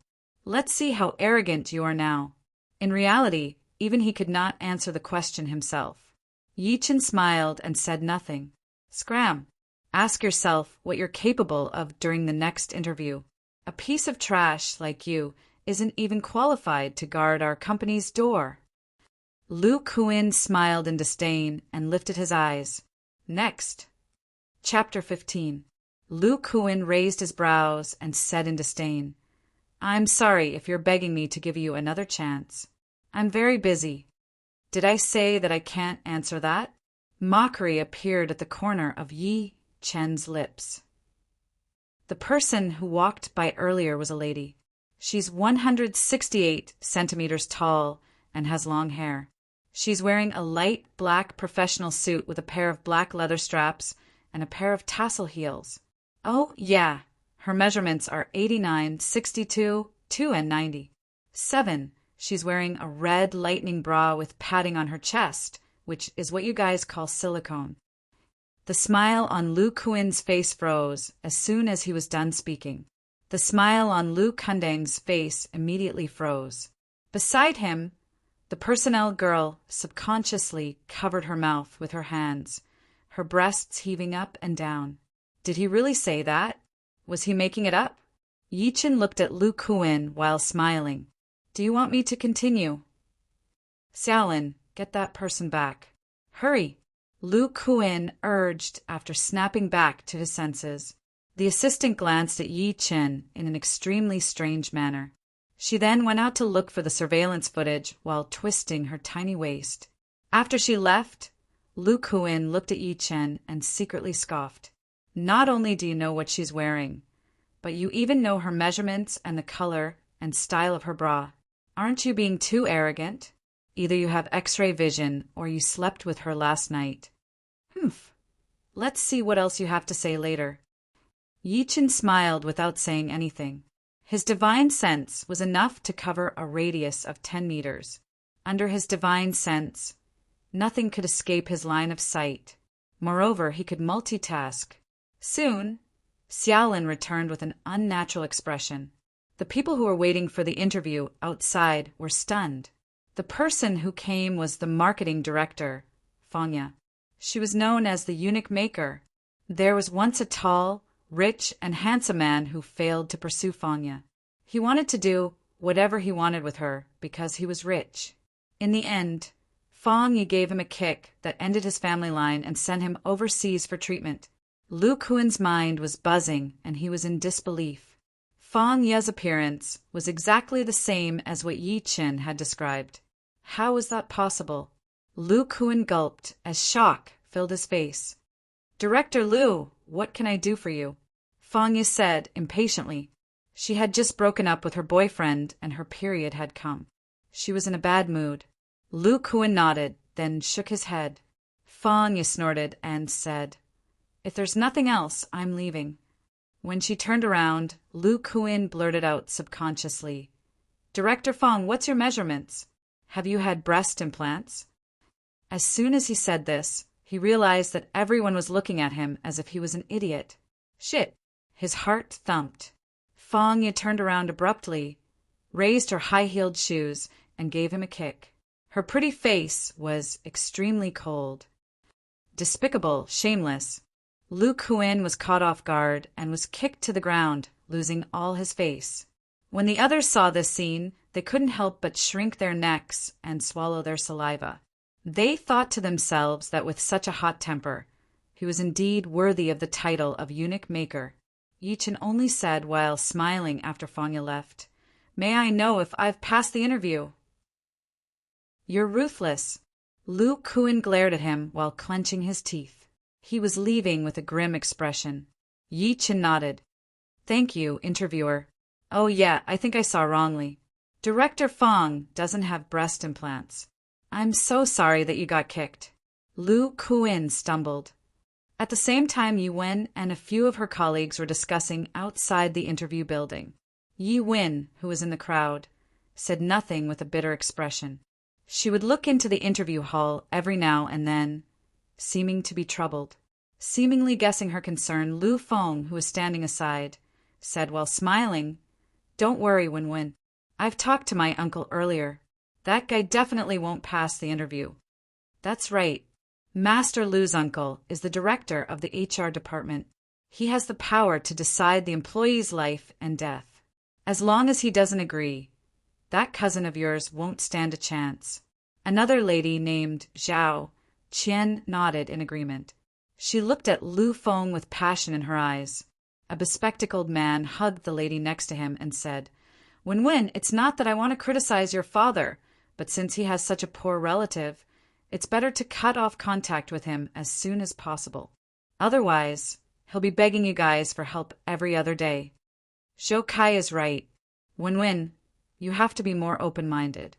Although Yi is your cousin, the difference between the two families is too great. They're not in the same world at all.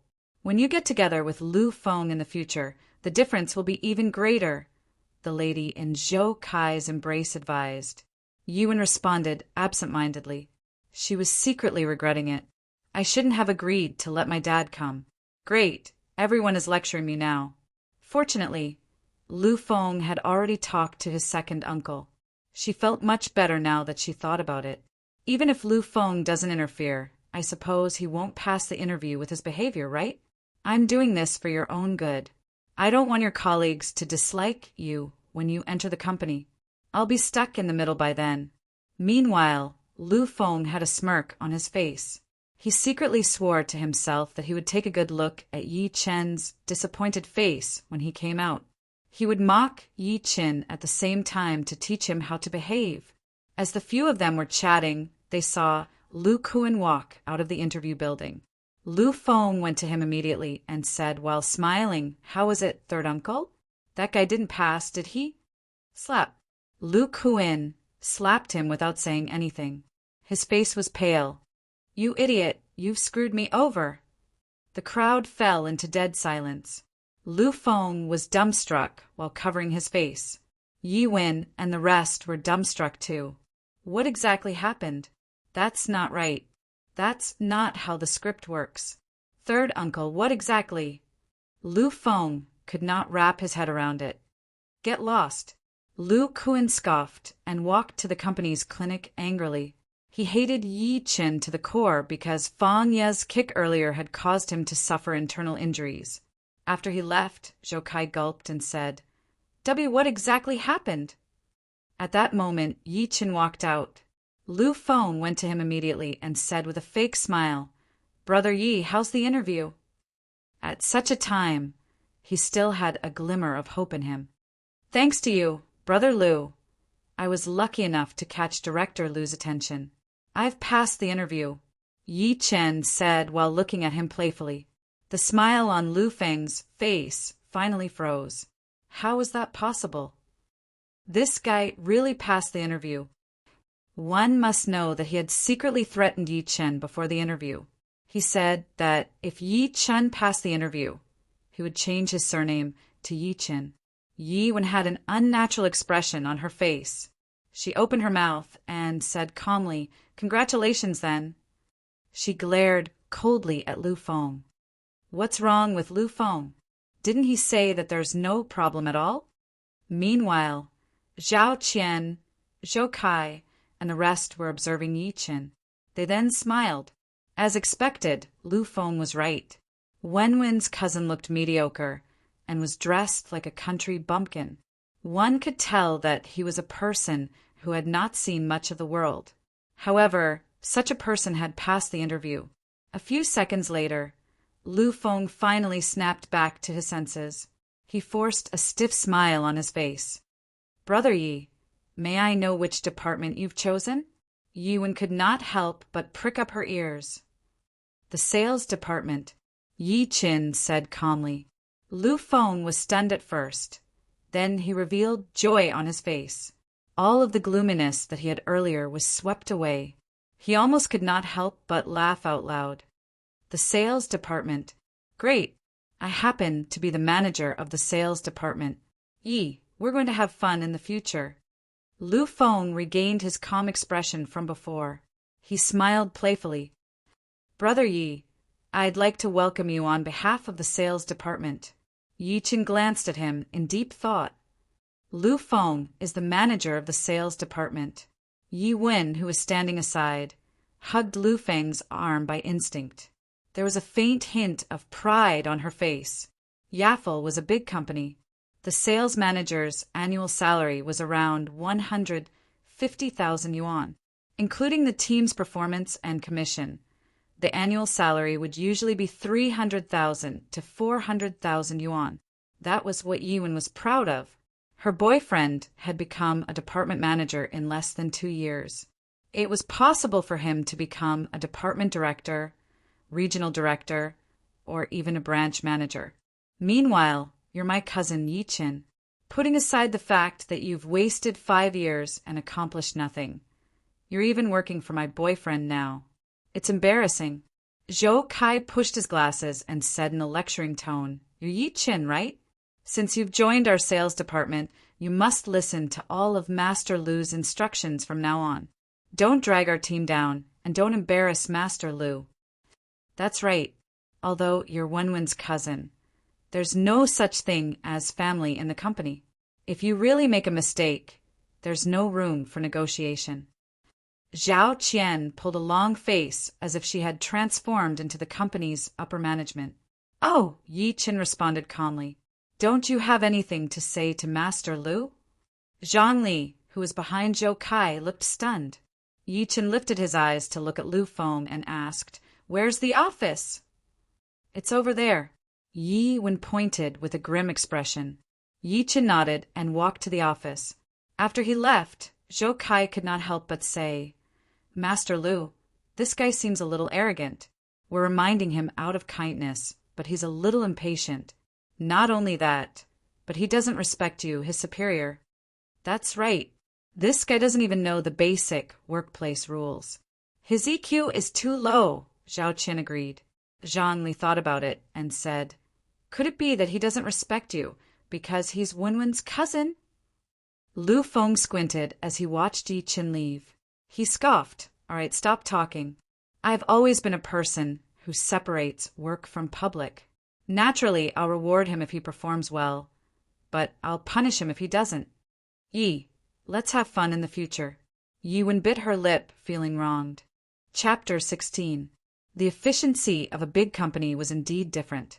Yi Chen had completed all the procedures as soon as he joined the company, including his work pass, salary card, and so on. Meanwhile, there were more than 10 people in the sales department. Apart from Lu Feng and the rest had no idea about the relationship between Yi Chen and Yiwen. Therefore, they were rather friendly to Yi Qin. Yi Qin spent the entire day familiarizing himself with the company's business information in the office. Seeing that it was almost time to get off work, Lu Feng suggested that they go to the internet cafe to play PUBG after lunch. Zhou Kai and the rest supported him. PUBG was popular as soon as it was released, especially for young people like Lu Feng. Although they could form a team with their teammates at home, it was nothing compared to playing together. Yiwen could not dissuade them, so she called home to tell them that she would be home later. Yi Qin secretly shook his head. He received a call from his second uncle when he was going to pick Ming Ming up from school. He said that he was worried about Yi Wen, so he asked Yi Qin to take care of her. Since he could not refuse, Yi Qin eventually called his mother and got her to pick Ming Ming up from school. Yi Qin, we're going to the internet cafe. Are you coming? Lu Feng asked while looking at Yi Qin. Yi Qin glanced at Yi Wen and said calmly, yes. Yi Wen frowned. She thought that Yi Chen was really a follower who followed her wherever she went. Lu Feng was stunned too, but he subsequently smiled. To him, Yi Chen finally realized the gap between them after joining the company, so he wanted to ease their relationship. At night, at the Mandala Internet Cafe, a Camaro and a Honda CR-V stopped at the entrance. Lu Feng got out of the car first. He lifted his head to look at the Internet Cafe before him and said, "This is the best Internet Cafe on East Street. Not only is the environment comfortable, but the computers and Internet speed are great too. The Internet fee alone is 12 yuan per hour." Lu Feng turned his head and glanced at Yi Chen mysteriously as he spoke to this point. "Country bumpkin, I'm afraid you've never heard of an internet cafe that costs 12 yuan per hour, let alone spend money on one, right?" However, Yi Chen looked calm. Lu Feng secretly scoffed and waved. "Let's go in. I'll introduce someone to you guys." They walked in one after another. The internet cafe was huge, with more than 300 computers. Less than half of the seats were occupied, and there was an innocent female employee standing at the bar counter. Around them were beverage machines, leisure areas, fitness areas, and so on. Lu Feng did not ask the cafe manager to turn on the computer right away. Instead, he brought them to a less crowded corner of the internet cafe. A young man in a black singlet with a cigarette in his mouth was sitting there, cursing at the dark PUBG screen. "Brother Wu." Lu Feng greeted him and gave him a soft chunghua. The young man turned around, revealing an extremely rough face and 2 muscular arms. He took the cigarette and said with a smile, "Lin Feng, you're here." Yi Wen, Zhou Kai, and the rest looked at the young man timidly. They seemed to be afraid of his appearance. Lu Feng took out a lighter and lit it for him. He then turned around and said to the crowd, "Let me introduce you guys. This is Brother Wu. He's the boss of the entire East Street." Everyone instantly became solemn. To be able to survive until now, it was obvious that he was not ordinary. Zhou Kai, Yi Wen, Zhao Qian, and Zhang Li went forward one by one to greet fifth brother. Yi Qin remained unmoved. He lost interest after glancing at the young man. The young man took a puff of his cigarette and said while smiling in satisfaction, "Since you're Lin Feng's friends, you're my friends too. Don't worry and have fun. Call me any time if there's any problem." He looked at Yi Chen next to him when he was done speaking. His smile was rather cold. "Who's this?" The reason being, Yi Chen was the only one who did not greet him respectfully when everyone greeted him earlier. At that moment, Zhou Kai and Zhao Qian looked at Yi Chen in a gloating manner. They were eager for him to anger Brother Wu. "Brother Wu, this is a newcomer to our company. He's a little immature. I'll definitely teach him a lesson when we get back." Lu Feng secretly scoffed, but he said insincerely.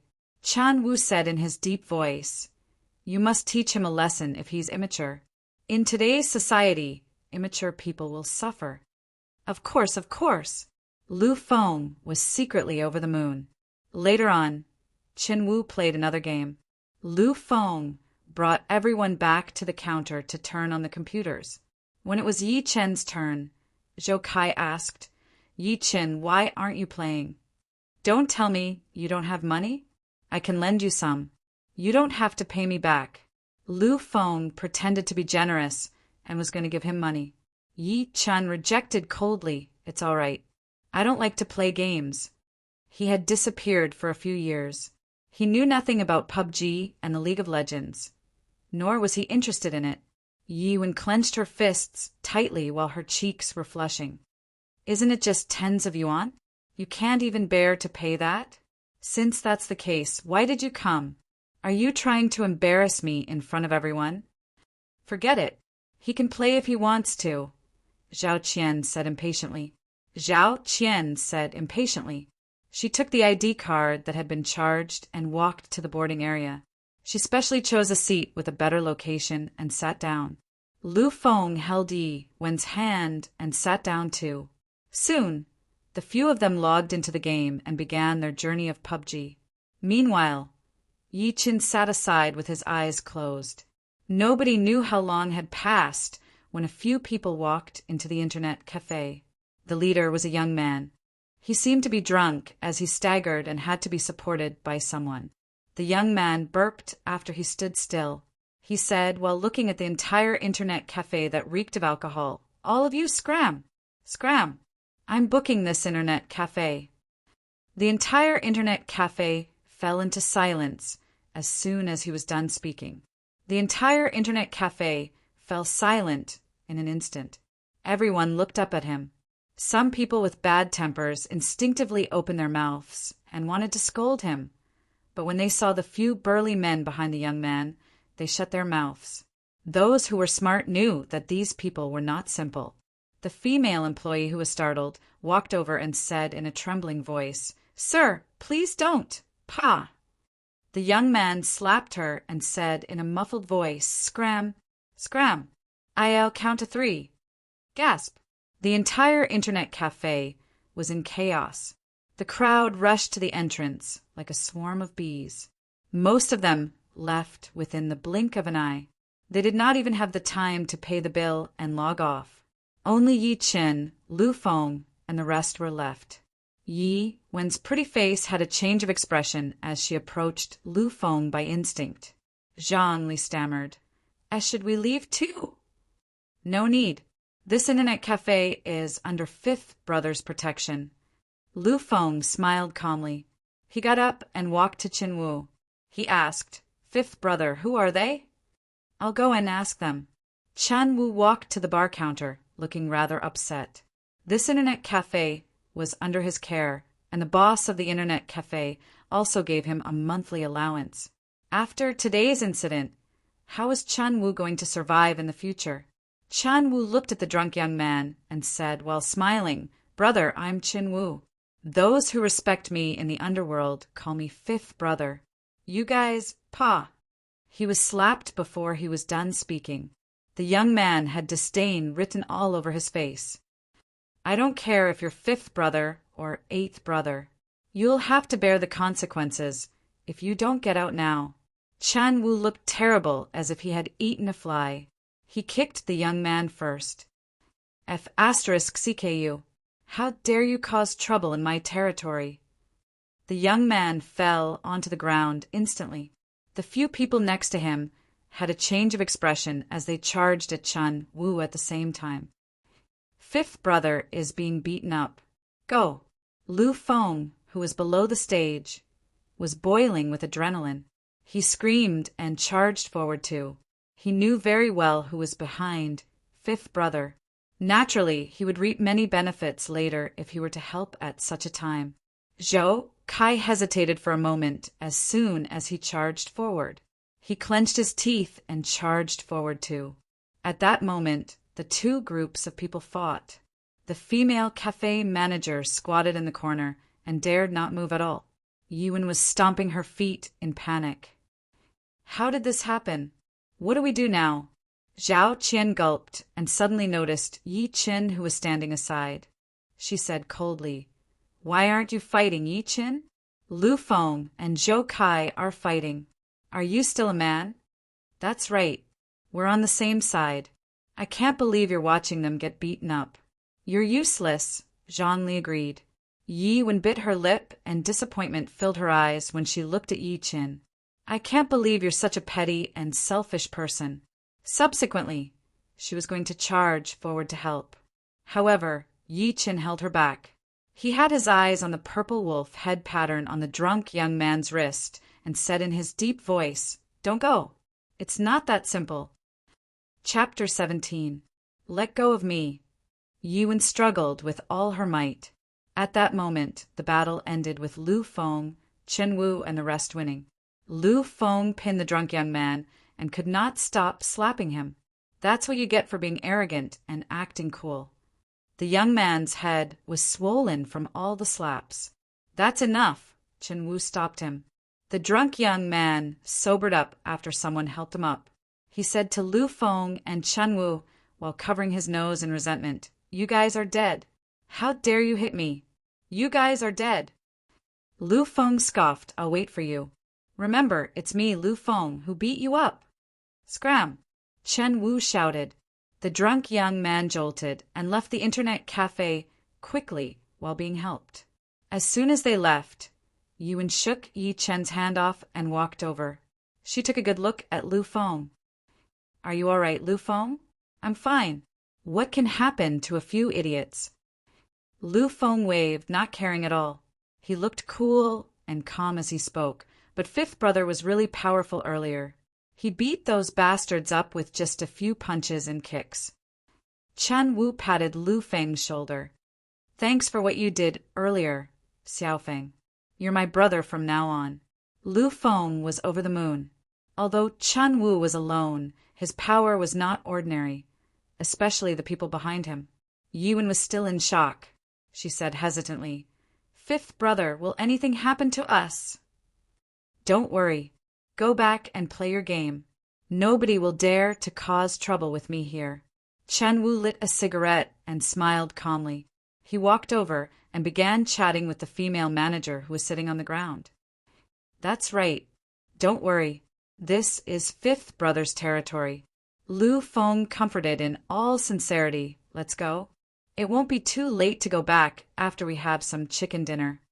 The rest were completely relieved after hearing what he said. They stopped thinking about anything else. They had no idea that they were in trouble. Yi Chen secretly shook his head. Zhao Qian happened to see him, shaking his head. The smile on her face turned cold. "Yi, what do you mean by shaking your head?" "Nothing," Yi Chen said coldly.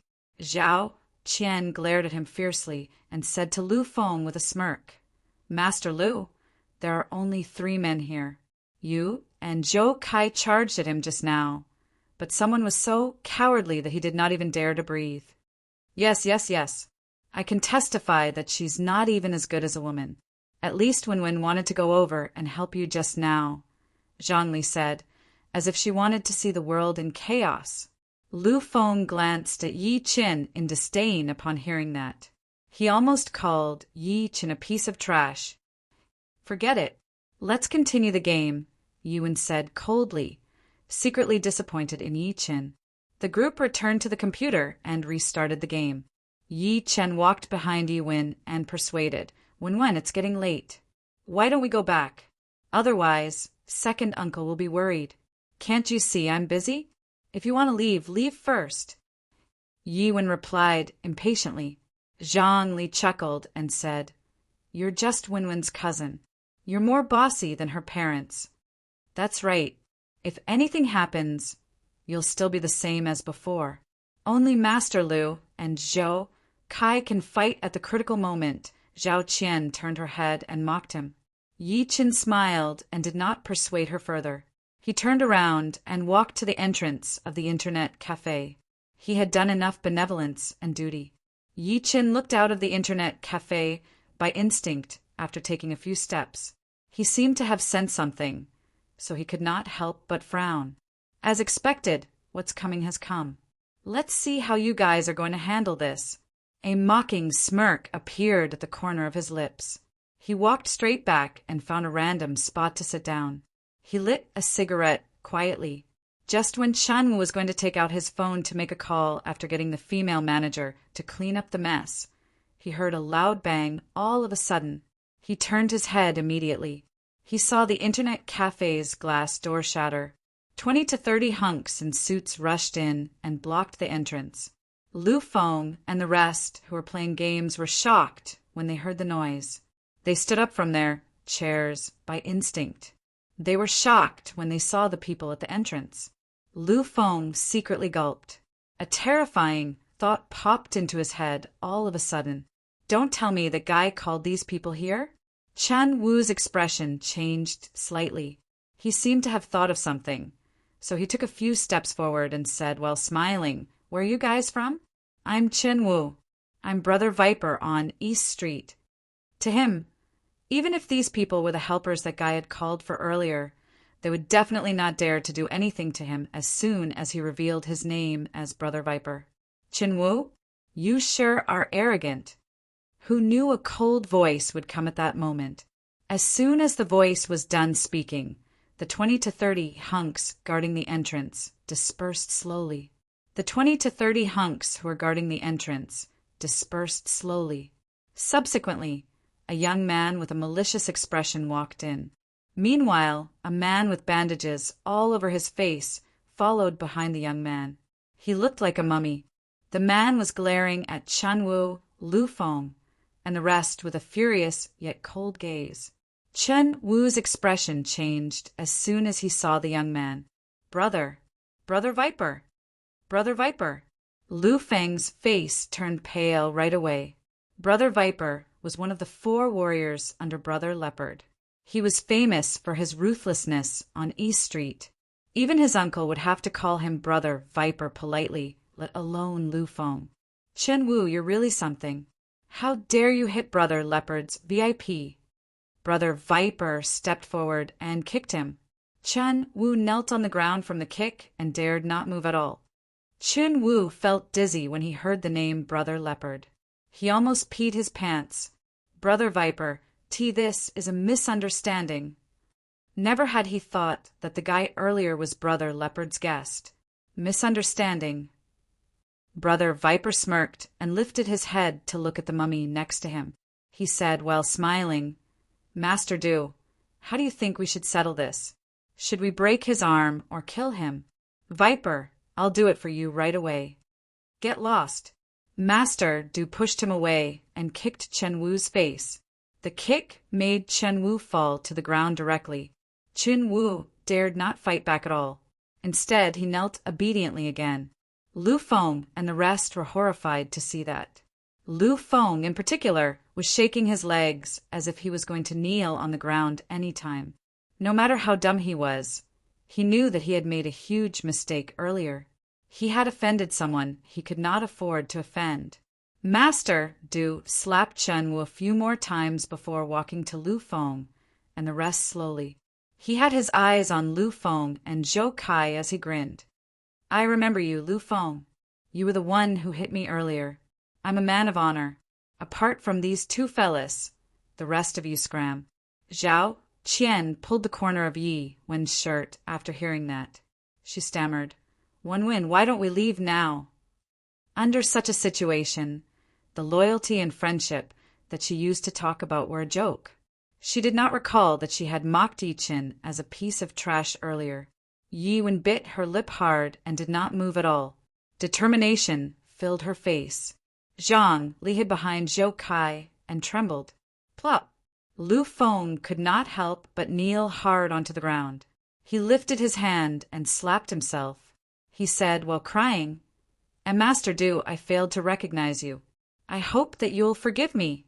At that moment, he was no longer as calm and confident as before. He was like a dog that was wagging its tail and begging for mercy. You failed to recognize me, didn't you? Nobody knew where Master Du got a beer bottle from, and he smashed it on Lu Feng's head hard. The bottle broke as a result while Lu Feng shrieked in devastation on the ground. Blood was dripping from his face. You're forgiving me, aren't you? Master Du spat. Just when he was going to hit him again, a furious voice was heard. That's enough. I'll call the police if you hit him again. It was Yi Wen who spoke.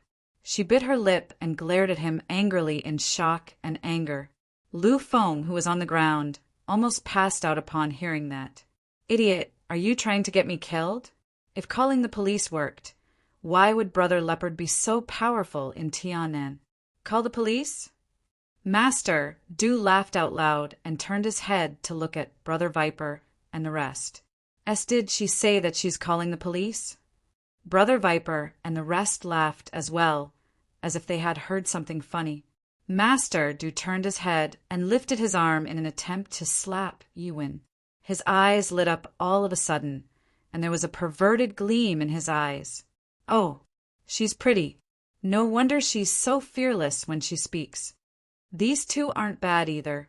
Master Du then glanced at Zhao Qian and Zhang Li. He licked his lips. I've changed my mind. Strip these 3B asterisk cheese. I want to fly thrice in front of them. Whoosh! Yi Wen's face turned pale while Zhao Qian was shaking. And no. Zhang Li gripped Zhou Kai's hand tightly while her body could not stop shaking. Zhou Kai looked at Chen Wu, who was kneeling over there in despair. Fifth brother, I'm begging you. I'm begging you to beg Brother Viper. Ask them not to touch my girlfriend. Chen Wu remained still. Chen Wu? He can't even protect himself, and he's begging for you? Go, follow Master Du's order. Strip these 3B asterisk cheese. Remember, don't even leave their safety pants. Then we'll open our eyes wide. Brother Viper sneered and waved his hand. 3 hunks in suits walked out from behind him and walked to Yi Wen and the rest. The leader extended his hand toward Yi Wen's boobs directly. Yi Wen's body shuddered as tears rolled down her face slowly. She closed her eyes in despair. At this moment, an emotionless voice resounded. Chapter 18. The voice that came out of nowhere was neither loud nor soft, but it was loud enough to be heard by everyone. The internet cafe fell into silence at that moment. Who was that? How could he be so arrogant? Everyone's expression froze as they looked toward the source of the voice. They saw a young man sitting on a chair in the 3rd row of computers. The young man looked mediocre. He had a cigarette in his mouth, and the ashes did not fall. He looked extremely calm and lazy. He sat there as if nothing had happened despite everyone's cold stare. Yi Wen's body jolted as she thought the voice was rather familiar. She turned her head to look by instinct and covered her mouth immediately. It's him. Zhao Qian's body that was initially shaking froze as disbelief filled her face. Yi Chen, Zhang Li, and Zhou Kai were so shocked that their mouths were wide open. Lu Feng, who was on the ground, looked like he had seen a ghost. Subsequently, he scoffed. Idiot! How dare he say something like that at a time like this? Can't he see Chen Wu kneeling on the ground like a coward? He must be asking for death. He could not wait for Yi Chen to continue looking for trouble. If that happened, he would attract hatred for himself. Perhaps Master Du and Brother Viper would be appeased after that. Yi Wen snapped back to her senses after being stunned for a moment. She scolded Yi Chen while looking at him. Are you out of your mind? This matter has nothing to do with you from beginning to end. Hurry up and leave. She would be lying if she said that she was not touched that Yi Chen stood up for her at such a time. However, she was more enraged and disappointed that he did not live up to her expectations. Nobody can touch you with me around. Yi Chen shook his head lightly with a smile at the corner of his lips as if he was stating a fact. Holy sh*T, you idiot! Lu Feng almost cursed out loud. He began to regret bringing this guy to the internet cafe. The incident was serious enough. Now that Yi Chen said that he did not respect anyone, it was equivalent to pushing the conflict to the climax. As expected, a peal of laughter came. Ha ha ha! Where the F***CK did this idiot come from? I'm dying of laughter. Master Du laughed out of rage. Nobody dares to touch her with you around, right? All right, not only will I touch her today, but I'll also F***CK her up in front of you. He ran to Yi Wen directly as he spoke. Yi Wen closed her eyes by instinct, thinking that it was over. Bang!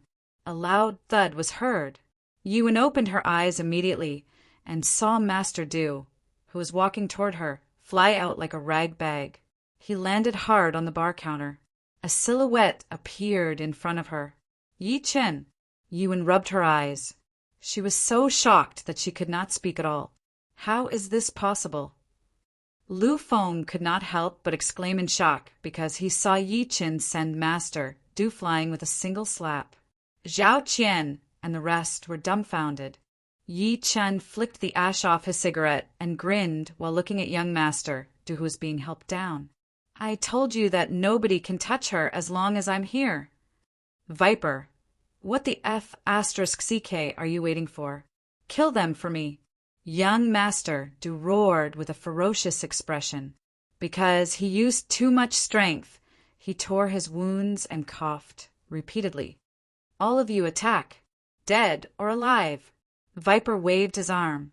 Subsequently, he picked up a chair and charged at Yi Chun with killing intent on his face. Young Master Du was Brother Leopard's guest. Now that something had happened in his territory, Viper would be in trouble if he did not handle it well. Zhao Qian fell onto the ground when she saw the tens of people charging at them. She almost fainted from the shock.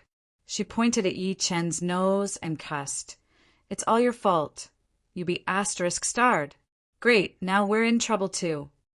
Yi Chen lifted his head slightly and looked at Brother Viper, who was charging at him with a mysterious smile. He could not believe that he was smiling when he was about to die. Brother Viper scoffed. Just when he was going to throw the chair in his hand at Yi Chen, his expression changed all of a sudden. He seemed to have recalled something and stopped moving immediately.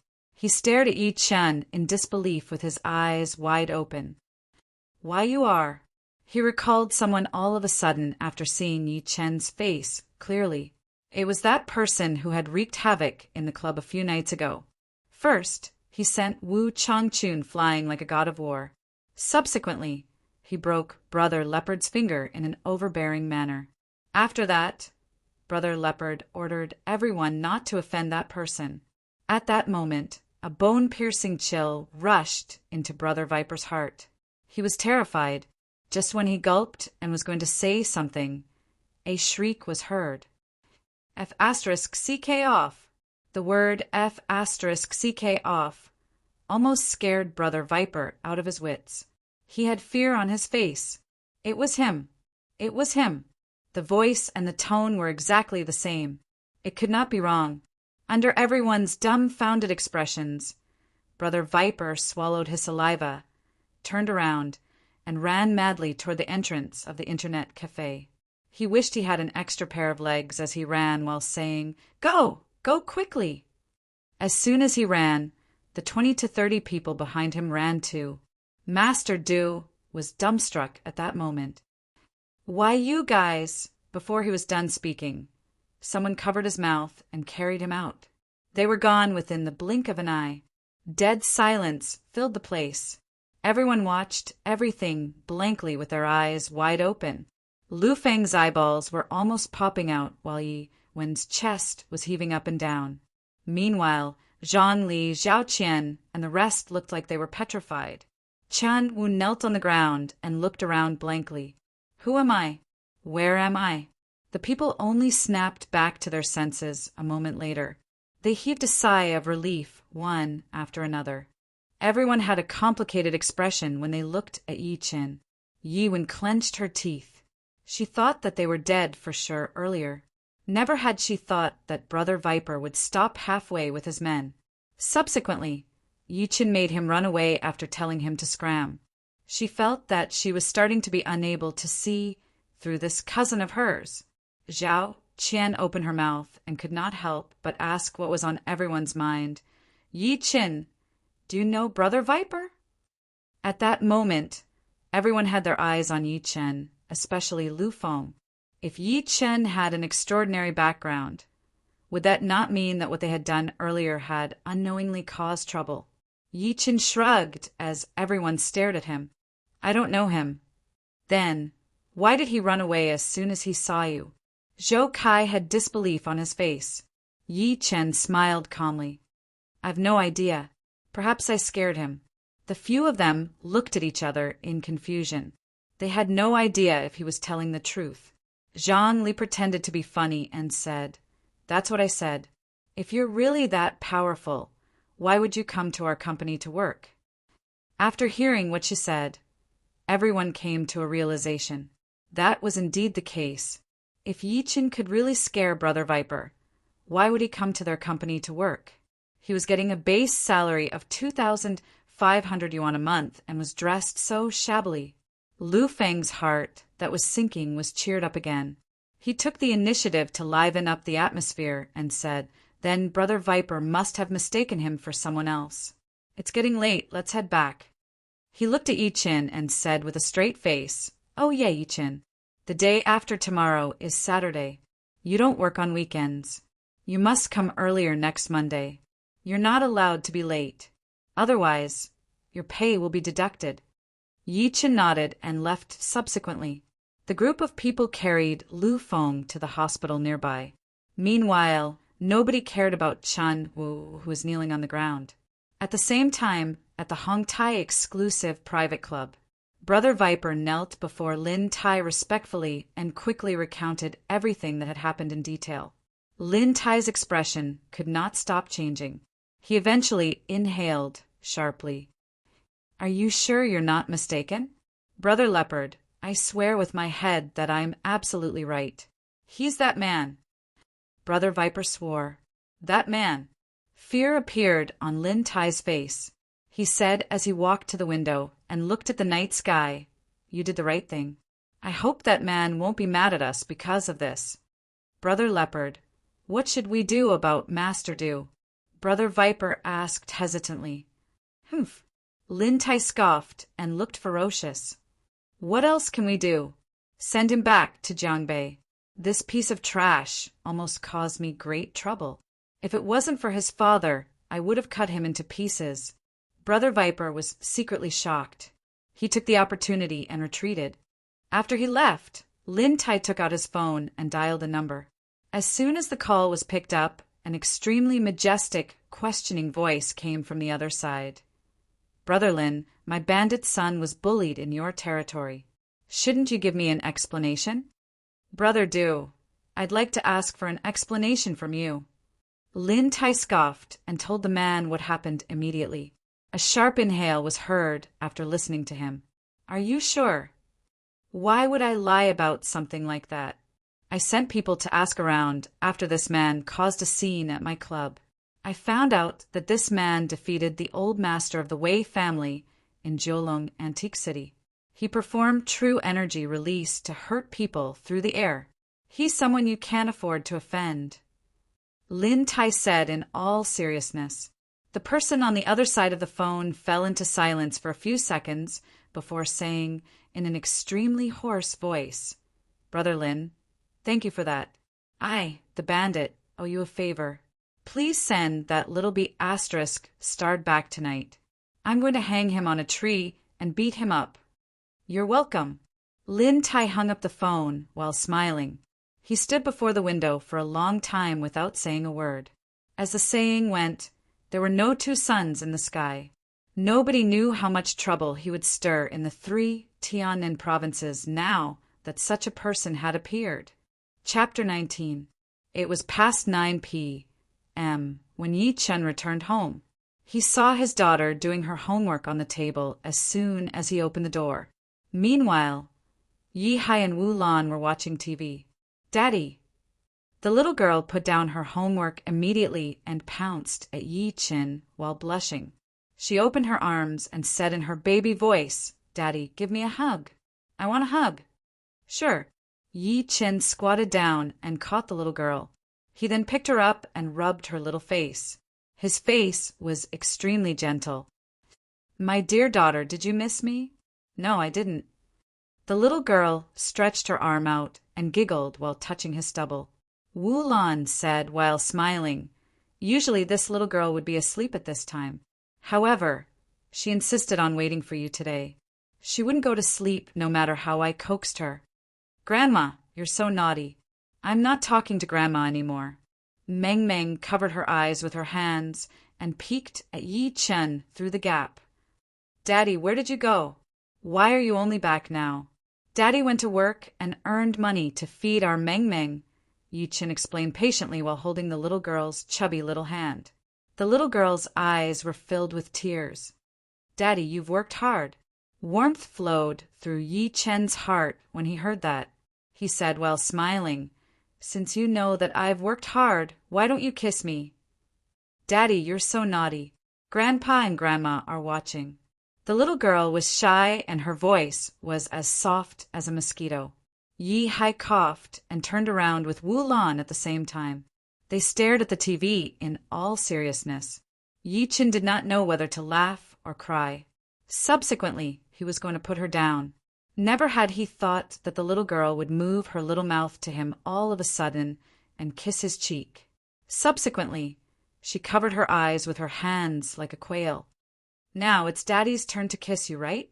Yi Chen touched the spot that the little girl had kissed, feeling relieved and happy. Now he finally understood why most families would rather have a daughter than a son. A daughter was really a father's sweet little jacket. She knew how to act coquettishly and comfort her father. If it were a son, he would be so mischievous that one would want to pin him to the ground, take off his pants, and beat him up. You wish. The little fellow rolled her eyes at him, then struggled out of his arms and threw herself heavily into Wu Lan's arms, acting very tsundere. Yi Chen smiled warmly and walked into the bathroom to wash up. When he came out, he realized that Meng Meng had fallen asleep in his mother's embrace. Yi Chen took a good look at her for a while and grew fonder of her. This girl was becoming more and more like her mother. He chatted with his parents for a while about the interview and then returned to his room. The next day was Saturday. Initially, Yi Chen wanted to bring the little girl out to play. However, he received a call from Gu Xiaoquan. Yi Chen glanced at the little girl who was watching television and walked out of the house quietly to pick up the call. What's up?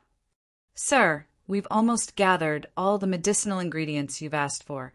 Gu Xiaoquan respectfully went straight to the point and said, But we're still missing one main ingredient. Yi Chen asked immediately, What medicine?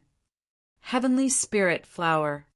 On the list of medicinal ingredients that Yi Chen gave Gu Xiaoquan back then, apart from the medicine to treat his wife, there were also medicinal ingredients to refine the Qi blood pill, the blood marrow pill, and the rebirth pill for Meng Meng. The Heavenly Spirit Flower was the key ingredient to refine the blood marrow pill, and there was no substitute. Yi Chen was rather disappointed. Just when he was going to tell him to forget about it, he suddenly heard Gu Xiaoquan say carefully, We've searched the entire Tianan province and finally found this in a Chinese medicine store. But they're not selling it. Why not? Yi Chen said with mixed feelings. I heard that the daughter of the owner of this Chinese medicine store has a strange disease. They've looked for famous doctors everywhere, but it's useless. Therefore, he's offering the Heavenly Spirit Flower as a reward for famous doctors to treat his daughter's illness. He even announced that he'll give the Heavenly Spirit Flower to whoever treats his daughter's illness. Gu Xiaoquan hesitated as he spoke to this point. Sir, what do you think? I can treat her. Yi Chen smiled calmly. He didn't know any medical skills, but he was a cultivator.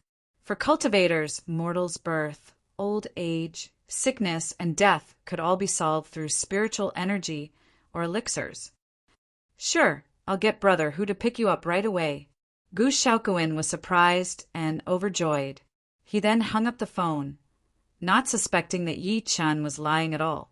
Soon, Yi Chen received a call from Hu. To avoid unnecessary trouble, Yi Chen got him to stop at the entrance of the district. He left after saying goodbye to his parents and Meng Meng. This time, Hu did not drive the Bentley that he had last time. Instead, he drove a black BMW. Although that was the case, it still caused a commotion at the entrance of the district that was not rich, especially the military license plate on the BMW. It shocked some of the people. There were even a few familiar faces among the crowd.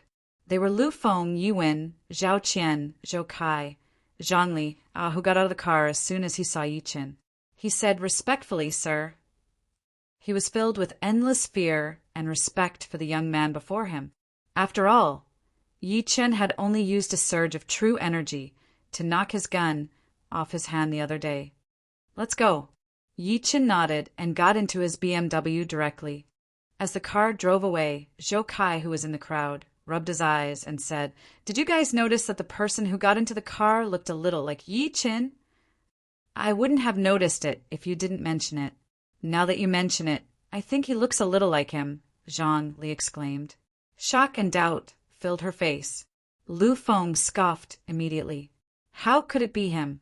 The military license plate aside, the BMW alone cost 700,000 to 800,000 yuan. Do you think that Yi is qualified to sit in it? That's right. It might just be his back. Zhao Qian had disdain written all over her face. She turned her head to look at Yi Wen next to her and said, Wen, Yi Qin is your cousin. You're the most familiar with him. Tell me, is that him? Yi Wen watched the BMW drive away quietly. She thought to herself for a few seconds while frowning. Subsequently, she shook her head and said, I don't think so. Although she did not have much contact with Yi Chen's family, she learned a little about them from her mother. For example, one of Yi Chen's parents was a janitor while the other was a cleaner. There was also a child with leukemia in the family. With such a family background, it might be a problem for them to buy a tricycle, let alone a BMW. Lu Feng was secretly relieved to hear what she said. He pretended to be calm and said, That's what I said. It's just a back view. Who drove very fast. With the license plate, he did not encounter any traffic police along the way. Over 2 hours later, he successfully arrived at his destination, the Medicine Anthology Pavilion. The 3 Tiannan provinces included Qiannan, Dainan, and Xiangnan. Qiannan had dense forests and was close to the Miao tribe, so it was rich in medicinal herbs. Meanwhile, Xiangnan was rich in vegetables, while Dainan was rich in fruits. Gu Xiaoquan introduced the basic situation after he got into the car.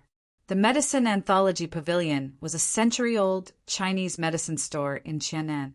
It was famous and had a powerful background there. Meanwhile, the owner of the Medicine Anthology Pavilion, Sun Zhaonian, was known as the Qiannan Medicine King. Ahu parked his car near the Medicine Anthology Pavilion directly.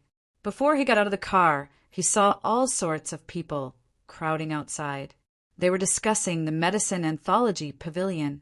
Yi Chen walked straight to the middle of the crowd after getting out of the car.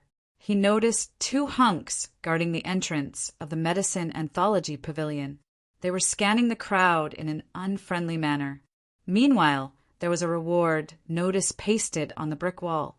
It was similar to what Gu Xiaoquan said.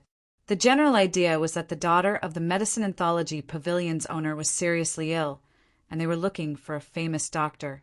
The heavenly spirit flower and 10 million yuan in cash would be given as a reward. The most interesting thing was that if the man was single, he could even marry the owner's daughter. A doctor wearing glasses next to Yi Qin seemed to be tempted. A bespectacled doctor next to Yi Qin seemed to be tempted. Just when he was about to step forward to take the results, he was stopped by a middle-aged man. The middle-aged man reminded him out of kindness, "Do you want to die?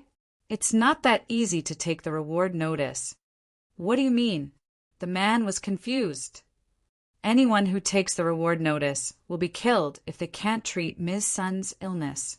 The man's face turned pale. He retreated a few steps back immediately and said while gulping, Is it that serious?" "It's not." "Haha, you didn't see it. There were a few people who went in earlier. Some claimed to be medical saints, some claimed to be medical gods, and some were even medical experts from overseas.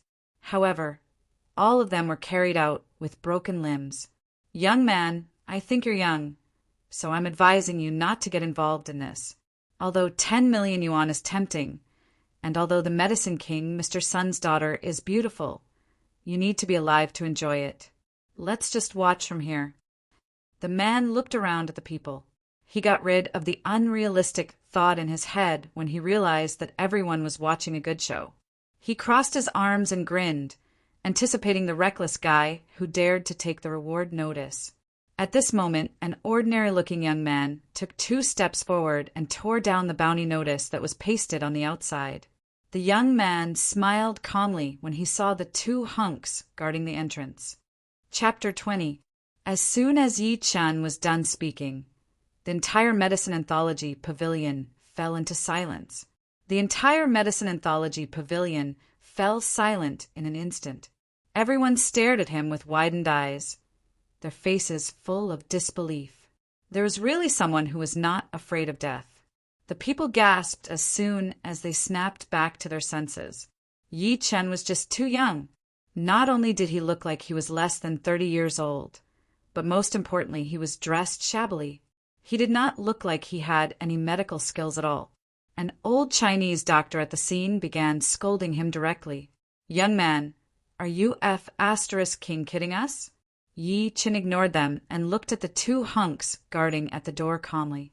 One of them scoffed and subsequently entered the house. It seemed like he was going to inform someone that the reward had been posted. Meanwhile, the other hunk looked at Yi Chen with a pitiful expression. To him, Yi Chen was the same as the people who were beaten up earlier. He was not afraid of death because of the bounty. As footsteps came, a few people appeared at the door. The leader was an old man in a Chinese tunic suit. His face was rosy and he looked energetic. However, he did not smile and there was a cold smirk at the corner of his lips. The people looked serious when they saw who it was. The Medicine King, Sun Zhaoyan. He was the boss of the entire Chinese medicine industry in Qian'an. He could cause an earthquake in Qian'an just by stomping his feet. Naturally, he was worth hundreds of millions. Most importantly, there was a rumor that the Medicine King had a herb-gathering gang under him. They were responsible for collecting medicinal herbs. Not only could they collect medicinal herbs, but they could also kill people. Sun Zhaoyan glanced through the crowd and subsequently looked at Yi Chen expressionlessly. His gaze was intimidating. "Young man, you're the one who posted the bounty." "That's right." Yi Chen smiled calmly. "Everyone here knows my rules. If you're not capable enough, the consequences will be severe." Sun Zhaoyan's eyes could not stop flickering. "So, I'm giving you a chance to back out now." Theoretically, he naturally hoped that all the experts in the world would come after hearing about the bounty. However, people were tempted by benefits. There would always be people who wanted to take advantage of the situation. If he did not scare them, the Medicine Anthology Pavilion's door would be flattened. To him, Yi Chen was the latter. The people held their breaths as soon as they heard that. They could sense the solemnity and determination in Sun Zhaoyan's words. The doctor's face turned pale. He looked at the uncle next to him gratefully. That was close. Subsequently, he looked at Yi Chen while gloating. Yi Chen replied to Sun Zhaoyan's question. "I just want to know, if I treat your daughter, will you give me the heavenly spirit flower?" Yi Chen laughed and said while squinting, "If you treat my daughter, not only will you have the flower, but I'll also marry Rongrong to you. I'll give you yi yi yi." A series of gulps and gasps could be heard from the crowd. Their eyes were burning with passion. Qinyi. She was known as one of the top 10 beauties in Qian'an. King, the Yi would be as with Yi King. If he was, he with Yi Chen. As he said, he of ye old, was. As soon as he became the Medicine King's son-in-law, he would be able to do whatever he wanted in the entire Qian'an. Even Gu Xiaoquan, the young master of the Gu family, was tempted. As the people exclaimed, Yi Chen shook his head and smiled. "Forget it. I can tell that your daughter isn't any better looking at you. Moreover, I have a family." He was not acting cool. He was afraid that Meng Meng would cling to him if he treated her. By then, Meng Meng would have a mother for no reason. It would be strange if she did not hate him. The people staggered when they heard that. Shock filled their faces as they thought they had heard it wrong. Was he disgusted or disgusted? The smile on Sun Zhaoyan's face froze. He said after a scoff, "Since that's the case, please come in. I hope that your ability is greater than your arrogance. Otherwise, Yi Chen turned his head and nodded lightly at Gu Xiaoquan and Ah who were in the crowd. Subsequently, he followed Sun Zhaoyan into the Medicine Anthology Pavilion and went straight to a lounge on the second floor. At the moment, there were many people gathered there. However, most of them were doctors in uniforms. They were staring at the medical equipment before them without blinking. Meanwhile, there was a bed in the middle of the equipment. There was a pale lady lying on the bed. Her eyes were closed and her exquisite features were pale. There were 2 thick blankets on her. There was a chill lingering in the room. Sun Jiaoyan looked at the lady on the bed with pity on his face. He lifted his eyes and asked an old Chinese doctor next to him, "How's the young mistress?" He had a daughter when he was old. One could say that he had placed all of his hopes on his daughter. Sister's vital signs are dropping. "I tried our best," the old Chinese doctor stammered while wiping his sweat. Sun Jiaoyan's expression turned slightly grim. He glanced at Yi Qin. "Please." Yi Qin nodded and took 2 steps forward to the bed. He stretched his arm out and held the lady's wrist. He secretly channeled spiritual energy into her body. She felt a chill coming at her. Sun Jiaoyan had been glaring at him. He could not help but ask, "How is it?" Just when Yi Qin was going to speak, he saw a man in a suit walk in quickly from outside. He walked to Sun Jiaoyan and whispered something to him. Sun Jiaoyan had joy on his face. He was so excited that he could not control himself. "Quick, invite him." "No, I'll invite him myself." He did not look at Yi Qin anymore as he spoke. He turned around and walked out of the house with his people. He seemed to be welcoming someone important. His attitude was completely different from how he treated Yi Qin. Yi Qin looked stunned. Soon, Sun Jiaoyan returned. However, he was surrounded by a young man. The young man was approximately 20 years old. He wore a suit and had an extraordinary aura. Sun Jiaoyan's cheeks were flushing as if he had seen his savior. "Mr. Lin, I can't thank you enough for coming down the mountain to treat my daughter." The young man looked calm as he glanced at the lady on the bed. There was a burning desire in his eyes. Subsequently, he looked at Yi Qin and said while frowning, "Who is this?" "He's here to treat Rong Rong," Sun Jiaoyan explained. The young man scoffed upon hearing that. "Treat? I don't think he's a scammer. Old Sun, you've lived for so long, but you can't even tell this apart." Sun Jiaoyan looked awkward. The reason why he let Yi Qin in was that the young man before him had yet to come down the mountain. Left with no choice, he could only try his best. The young man looked at Yi Qin in utter disdain before he could speak. He waved and said, "Get him out." "With me, Lin Fan, here, there's no need for such a piece of trash." "Yes." Sun Jiaoyan responded and turned around to look at Yi Qin with a cold expression. "You must be thankful that Mr. Lin came in time. Otherwise, you'd end up like the rest. Get lost now." Yi Qin sat on a chair and lit a cigarette. He crossed his legs and looked at Sun Jiaoyan. Chapter 21. Would I beg you on my knees?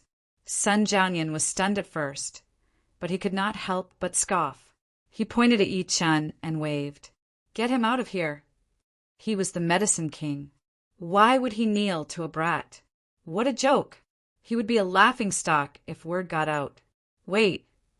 Lin Fan, who was standing aside, stopped the people who were rushing over all of a sudden. He looked at Yi Qin in mockery and said, "I grew up on the mountain. I learned medicine when I was 6, read all the medical books when I was 8, started practicing medicine when I was 9, and mastered up to 1,000 rare diseases when I was 15. Sun Jiaoyan had admiration written all over his face. The few old Chinese doctors present were shocked. If what Lin Fan said was true, he was undoubtedly a medical genius. Yi Qin looked calm. "Oh, so you're an expert who left the mountain?" "I, Lin Fan, believe that nobody dares to say that they're the best in the world. You're just a piece of trash. What makes you think you can compete with me?" Lin Fan was domineering as if he was going to crush everything. Yi Qin grinned and waved. No. You've misunderstood. In reality, I've never wanted to compete with you because I don't care about you at all." His voice fell. The smile on Lin Fan's face froze and his face turned pale. He had never thought that his attempt to show off would be met with such a devastating remark. Sun Jiaoyan's heart sank when he noticed Lin Fan's expression. He said with killing intent on his face, "Break this brat's limbs and toss him out." It took him a lot of effort to get Lin Fan here. If Yi Qin made him leave, his daughter would be hopeless. "Haha." Lin Fan smirked all of a sudden and challenged, "Brat, do you dare to make a bet with me?" What's the bet? Yi Chen looked at him with interest. If I treat Ms. Sun's illness, you'll kneel and kowtow 3 times. Then, you'll leave after breaking one of your arms. What if you can't treat her? Yi Chen raised his brows and said wryly, I'll never lose. If you can't treat her, this belongs to me. Yi Chen interrupted him and could not help but look at the jade pendant on his waist. Lin Fan's expression changed a few times. Sure. Mr. Lin, this. Sun Jiaoyan glared fiercely at Yi Chen, hesitating to speak. Lin Fan waved his hand and said, Old Sun, you don't have to say any more. What you need to do is help me keep an eye on this kid and don't let him escape. Don't worry, Mr. Lin. Sun Jiaoyan nodded and subsequently ordered his men to guard the entrance. He was afraid that Yi Chen would run away. Next, please open your dog eyes and take a good look. Lin Fan scoffed at Yi Chen and walked to the bed. He got his men to remove all the medical equipment and place Sun Sairong's wrist over to check her pulse. He turned around and confidently said to Sun Jiaoyan, Miss Sun is suffering from a cold-in illness. It's curable. Sun Jiaoyan was overjoyed. Immediately after, Lin Fan took out a cloth bag from his body, revealing rows of silver needles of various sizes that gleamed with a cold light.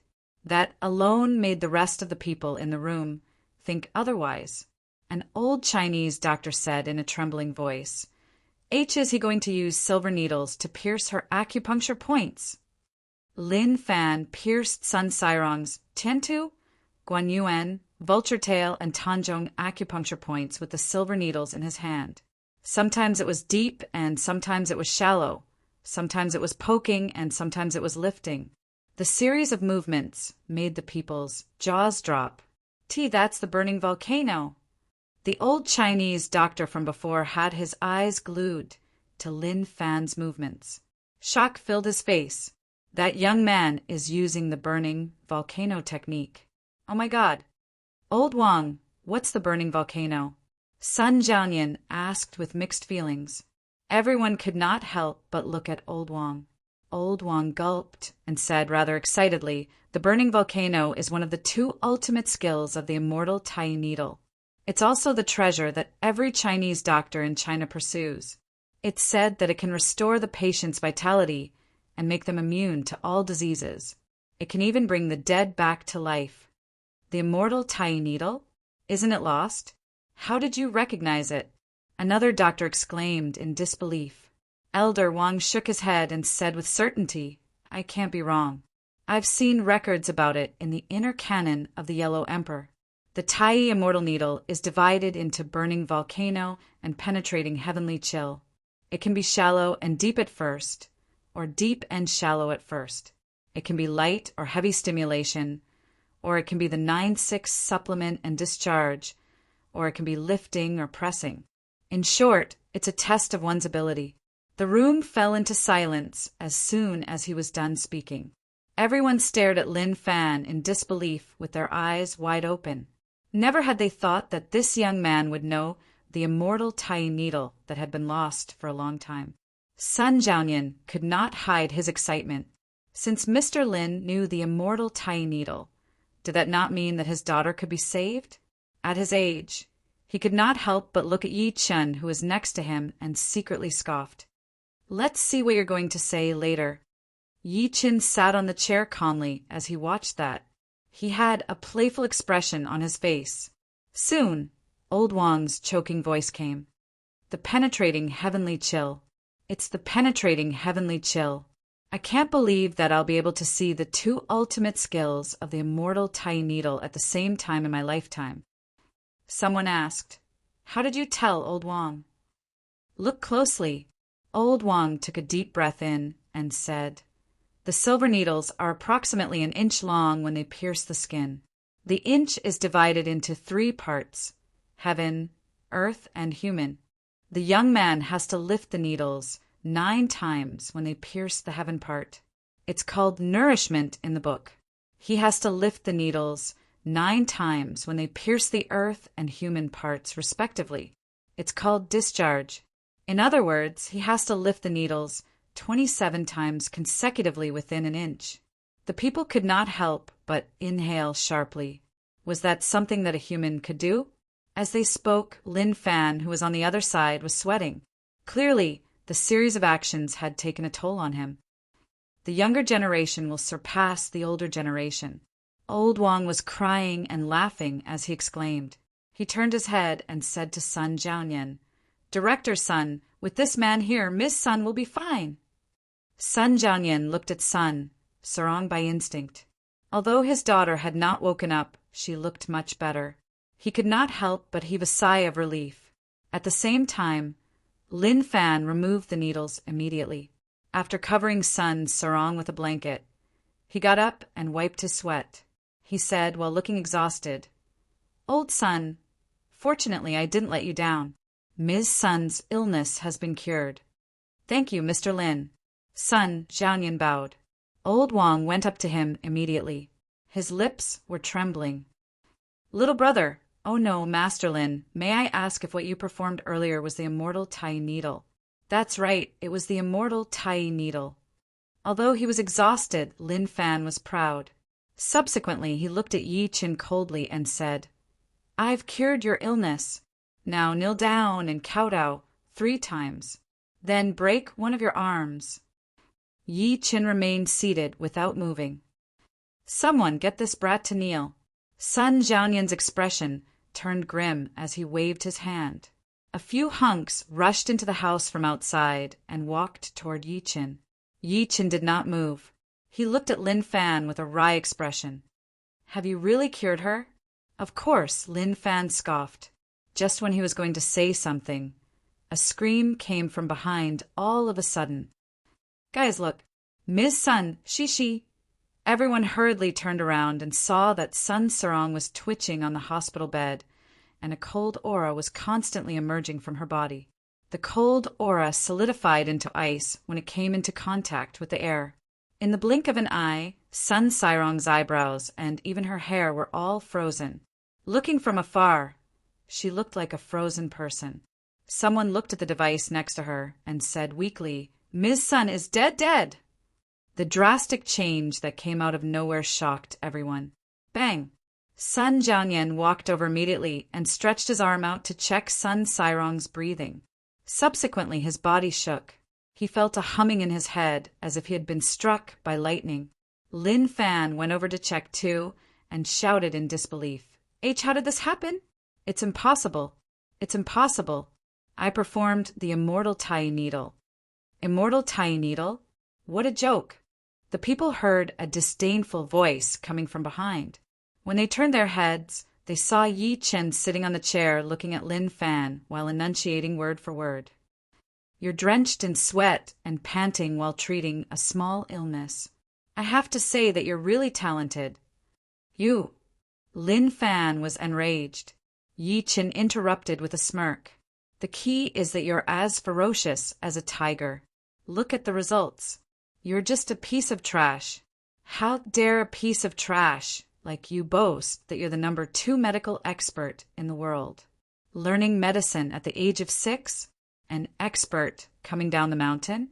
Go back and learn for a few more years. Don't embarrass yourself here. Trash. Uft." Lin Fan was so mad that he pointed at Yi Qin and screamed. He spat a mouthful of blood out of anger and could not stop shouting, "I can't treat her. Why, you can't treat her too." "Haha. Do you think I'm you? Trash." Yi Qin lifted his head to look at Sun Jiaoyan and smiled lightly. "Sun Jiaoyan, do you remember what I said earlier?" Sun Jiaoyan jolted and walked to Yi Qin immediately. He bowed and begged, "Mr. Yi, please forgive me and save my daughter. I'll definitely reward you handsomely." Yi Qin lit a cigarette and held his head down to dust his pants. He blew a smoke ring out softly. Chapter 22. Anger flashed through Sun Jiaoyan's face. No matter how he heard it, it was humiliating for him, the medicine king, to kneel to a young man. Yi Qin took a puff of the cigarette in his hand. As the smoke lingered, his expression was a little blurry. "If I say it again, your daughter will live for the time it takes to burn a joss stick at most." "Do you believe that?" Sun Zhaoyan's body shook intensely upon hearing that. Lin Fan, who was standing aside, said immediately, "Old Sun, don't listen to him. Ms. Sun can't be saved. Even if my master is here, there's nothing he can do. How can this piece of trash do it?" "Shut up!" Sun Zhaoyan shouted with a stern look in his eyes. "It's all your fault. Rongrong's illness wasn't that serious initially, but it completely broke out after you attacked her. I treated you as an expert. It seems like you're just like what Mr. Yi said. You're a piece of trash, a complete piece of trash. You don't have any real ability, but you like to act cool instead." Lin Fan spat blood out again. He was so embarrassed that he wanted to die. Who was he? He was a medical genius, the favorite junior brother of his master and senior brother. He had been cultivating in the mountains for 20 years. He was the master Lin that the officials and nobles fought to get on his good side as soon as he left the mountains. He even knew the long-lost immortal tiny needle. However, he was being called a piece of trash by 2 people within a day. Plop! Sun Zhaoyan knelt hard before Yi Qin. He looked like he was begging and remorseful. "Mr. Yi, Sun Zhaoyan was wrong. I hope that you can save my daughter since she's innocent. If people were to see that, they would definitely be so shocked that they would be speechless." The owner of the Medicine Anthology Pavilion, the Medicine King who was famous in Qiannan, Sun Zhaoyan, was kneeling on the ground like a child who had made a mistake. Moreover, he was kneeling before a young man. Yi Qin flicked the ashes off his cigarette and asked expressionlessly, "Let me ask you, did Miss Sun swallow anything by mistake when she was young? For example, medicinal herbs or pearls?" "How did you know?" Sun Zhaoyan was taken aback at first, then he was shocked. When Rongrong was 8 years old, she accidentally fell into an ancient well while playing. After she was rescued, the girl kept saying that she swallowed a bead, but when I took her to the hospital for a checkup, I found nothing in her body. I always thought that she fell into the water that caused her illness. He inhaled sharply as he spoke to this point. "Mr. Yi, could it be?" If he still had any doubts about Yi Qin earlier, he was completely convinced now. After all, he had never told anyone about his daughter swallowing something by mistake. Sun was Yi. If his guess was correct, the well that Sun Sarong had fallen into was a 1,000-year-old well. Over the years, an ice essence had formed at the bottom of the well, and Sun Sarong had accidentally swallowed it when she fell into the water. The ice marrow melted as soon as it entered one's mouth. It would turn into a chill and integrate into one's flesh and blood. Therefore, no equipment could detect it. The chill would torture the person. Sun Sarong must have survived until now, because Sun Zhaoyan had been feeding her young medicine all these years. That was how she managed to suppress the chill in her body. However, Lin Fan insisted on using the immortal tiny needle to save her. It was no different from a handsome young man stripping naked and flirting with a 60-year-old widow who had been suffering from a long drought. One could imagine the outcome. "Please save her, Mr. Yi." Sun Zhaoyan knelt onto the ground. "Get up," Yi Qin said coldly. Subsequently, he got up and walked to the bed. "I'd like to see how you're going to revive a dead person." Lin Fan looked resentful. Until now, he did not believe that Yi Qin had the ability to do that. Yi Qin ignored him and walked straight to the bed. At that moment, Sun Sairong's entire body was frozen. She looked like an ice sculpture. Everyone stared at Yi Qin with their eyes wide open. They seemed to be dying to know how he was going to revive a dead person. Slap! Yi Qin lifted the blanket and slapped Sun Sairong's lower abdomen after lifting his hand. In the next second, the layer of ice on Sun Sairong's body melted into water. Sun Sairong's delicate body was completely drenched, revealing her exquisite curves. Slap! Yi Qin slapped her again. As everyone watched in shock, a heat wave came out of Sun Sairong's body. It was like the steam that came out of steaming buns. Everyone stared blankly at the scene. Meanwhile, Sun Sairong's body, that was initially wet, was drying at a speed that could be seen with the naked eye. Her face began to flush as if she had put on blush. After the last bit of heat disappeared, Yichen got up and turned his head to look at Sun Jianyan. It's done. Nobody knew that as the chill on Sun Sirong's body faded, an ice ball the size of a longan appeared in Yi Chen's hand that was behind his back. The ice ball melted quickly and was absorbed by him completely. That's it. Sun Jianyan could not react in time. A doctor exclaimed, "Look, Miss Sun's vital signs are recovering." The people looked at the medical equipment next to them by instinct. They realized that her vital signs were recovering at a high speed. Dead silence filled the room at that moment. Everyone was speechless. Indeed, they were speechless. Lin Fan performed the long-lost immortal Tai needle and sweated profusely, but he still could not cure her. However, she was cured by Yi Chen's 2 slaps. What else could they say? At the same time, a low groan came from the bed. Sun Jianyan walked over immediately and realized that Sun Sarong was slowly opening her eyes. She called out, "Dad, Rongrong, you're finally awake." That's great, that's great." Sun Jianyan was excited. There was an uproar in the room. Even if he knew that Sun Sarong was fine, he could not have woken up so soon, could he? How is that possible? Lin Fan's expression was terrible. Sun Sarong looked around in a daze and struggled to sit up. "Dad, who are they?" "Rongrong, I hired them to treat you." Sun Jianyan held her hand tightly and said to Yi Chen with extreme gratitude, "Especially this Mr. Yi. He was the one who saved you." Seeing that his limelight had been stolen, Lin Fan glared at Yi Chen. His eyes were about to explode as he squeezed a few words out of the gaps of his teeth. "Kid, you're courting death." Immediately after, a strong killing intent erupted from his body. Sun Jianyan's expression changed. He rushed to the door and shouted, "Protect Mr. Yi!" Lin Fan flew into a rage out of humiliation. More than 10 burly men who were guarding the door rushed in and charged towards Lin Fan in unison. The people around saw that something was wrong, and they all pushed and shoved each other out. Lin Fan was not flustered at all. Instead, he laughed coldly. "How dare a bunch of trash like you stop me? Get lost." His voice fell. Instead of retreating, he advanced and quickly attacked the dozen or so burly men that were rushing towards him. Following a series of screams, in the blink of an eye, more than a dozen people were lying on the ground. Sun Sarong turned pale with fright.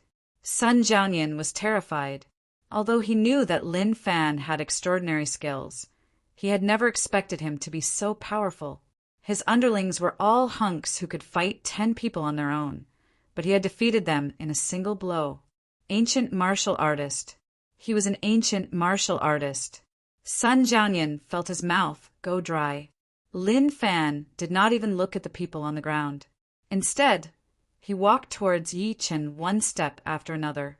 The killing intent on his body locked onto Yi Chen as a cruel grin appeared at the corner of his lips. "Do you think that medical skills are my strongest ability? You're wrong. My true identity is an ancient warrior. In my eyes, you're just an ant. Do you think you can leave in one piece just because you've cured an illness? Haha. I will let you know what despair is and what true fear is." Lin Fan's maniacal laughter echoed in the house as his clothes fluttered. "And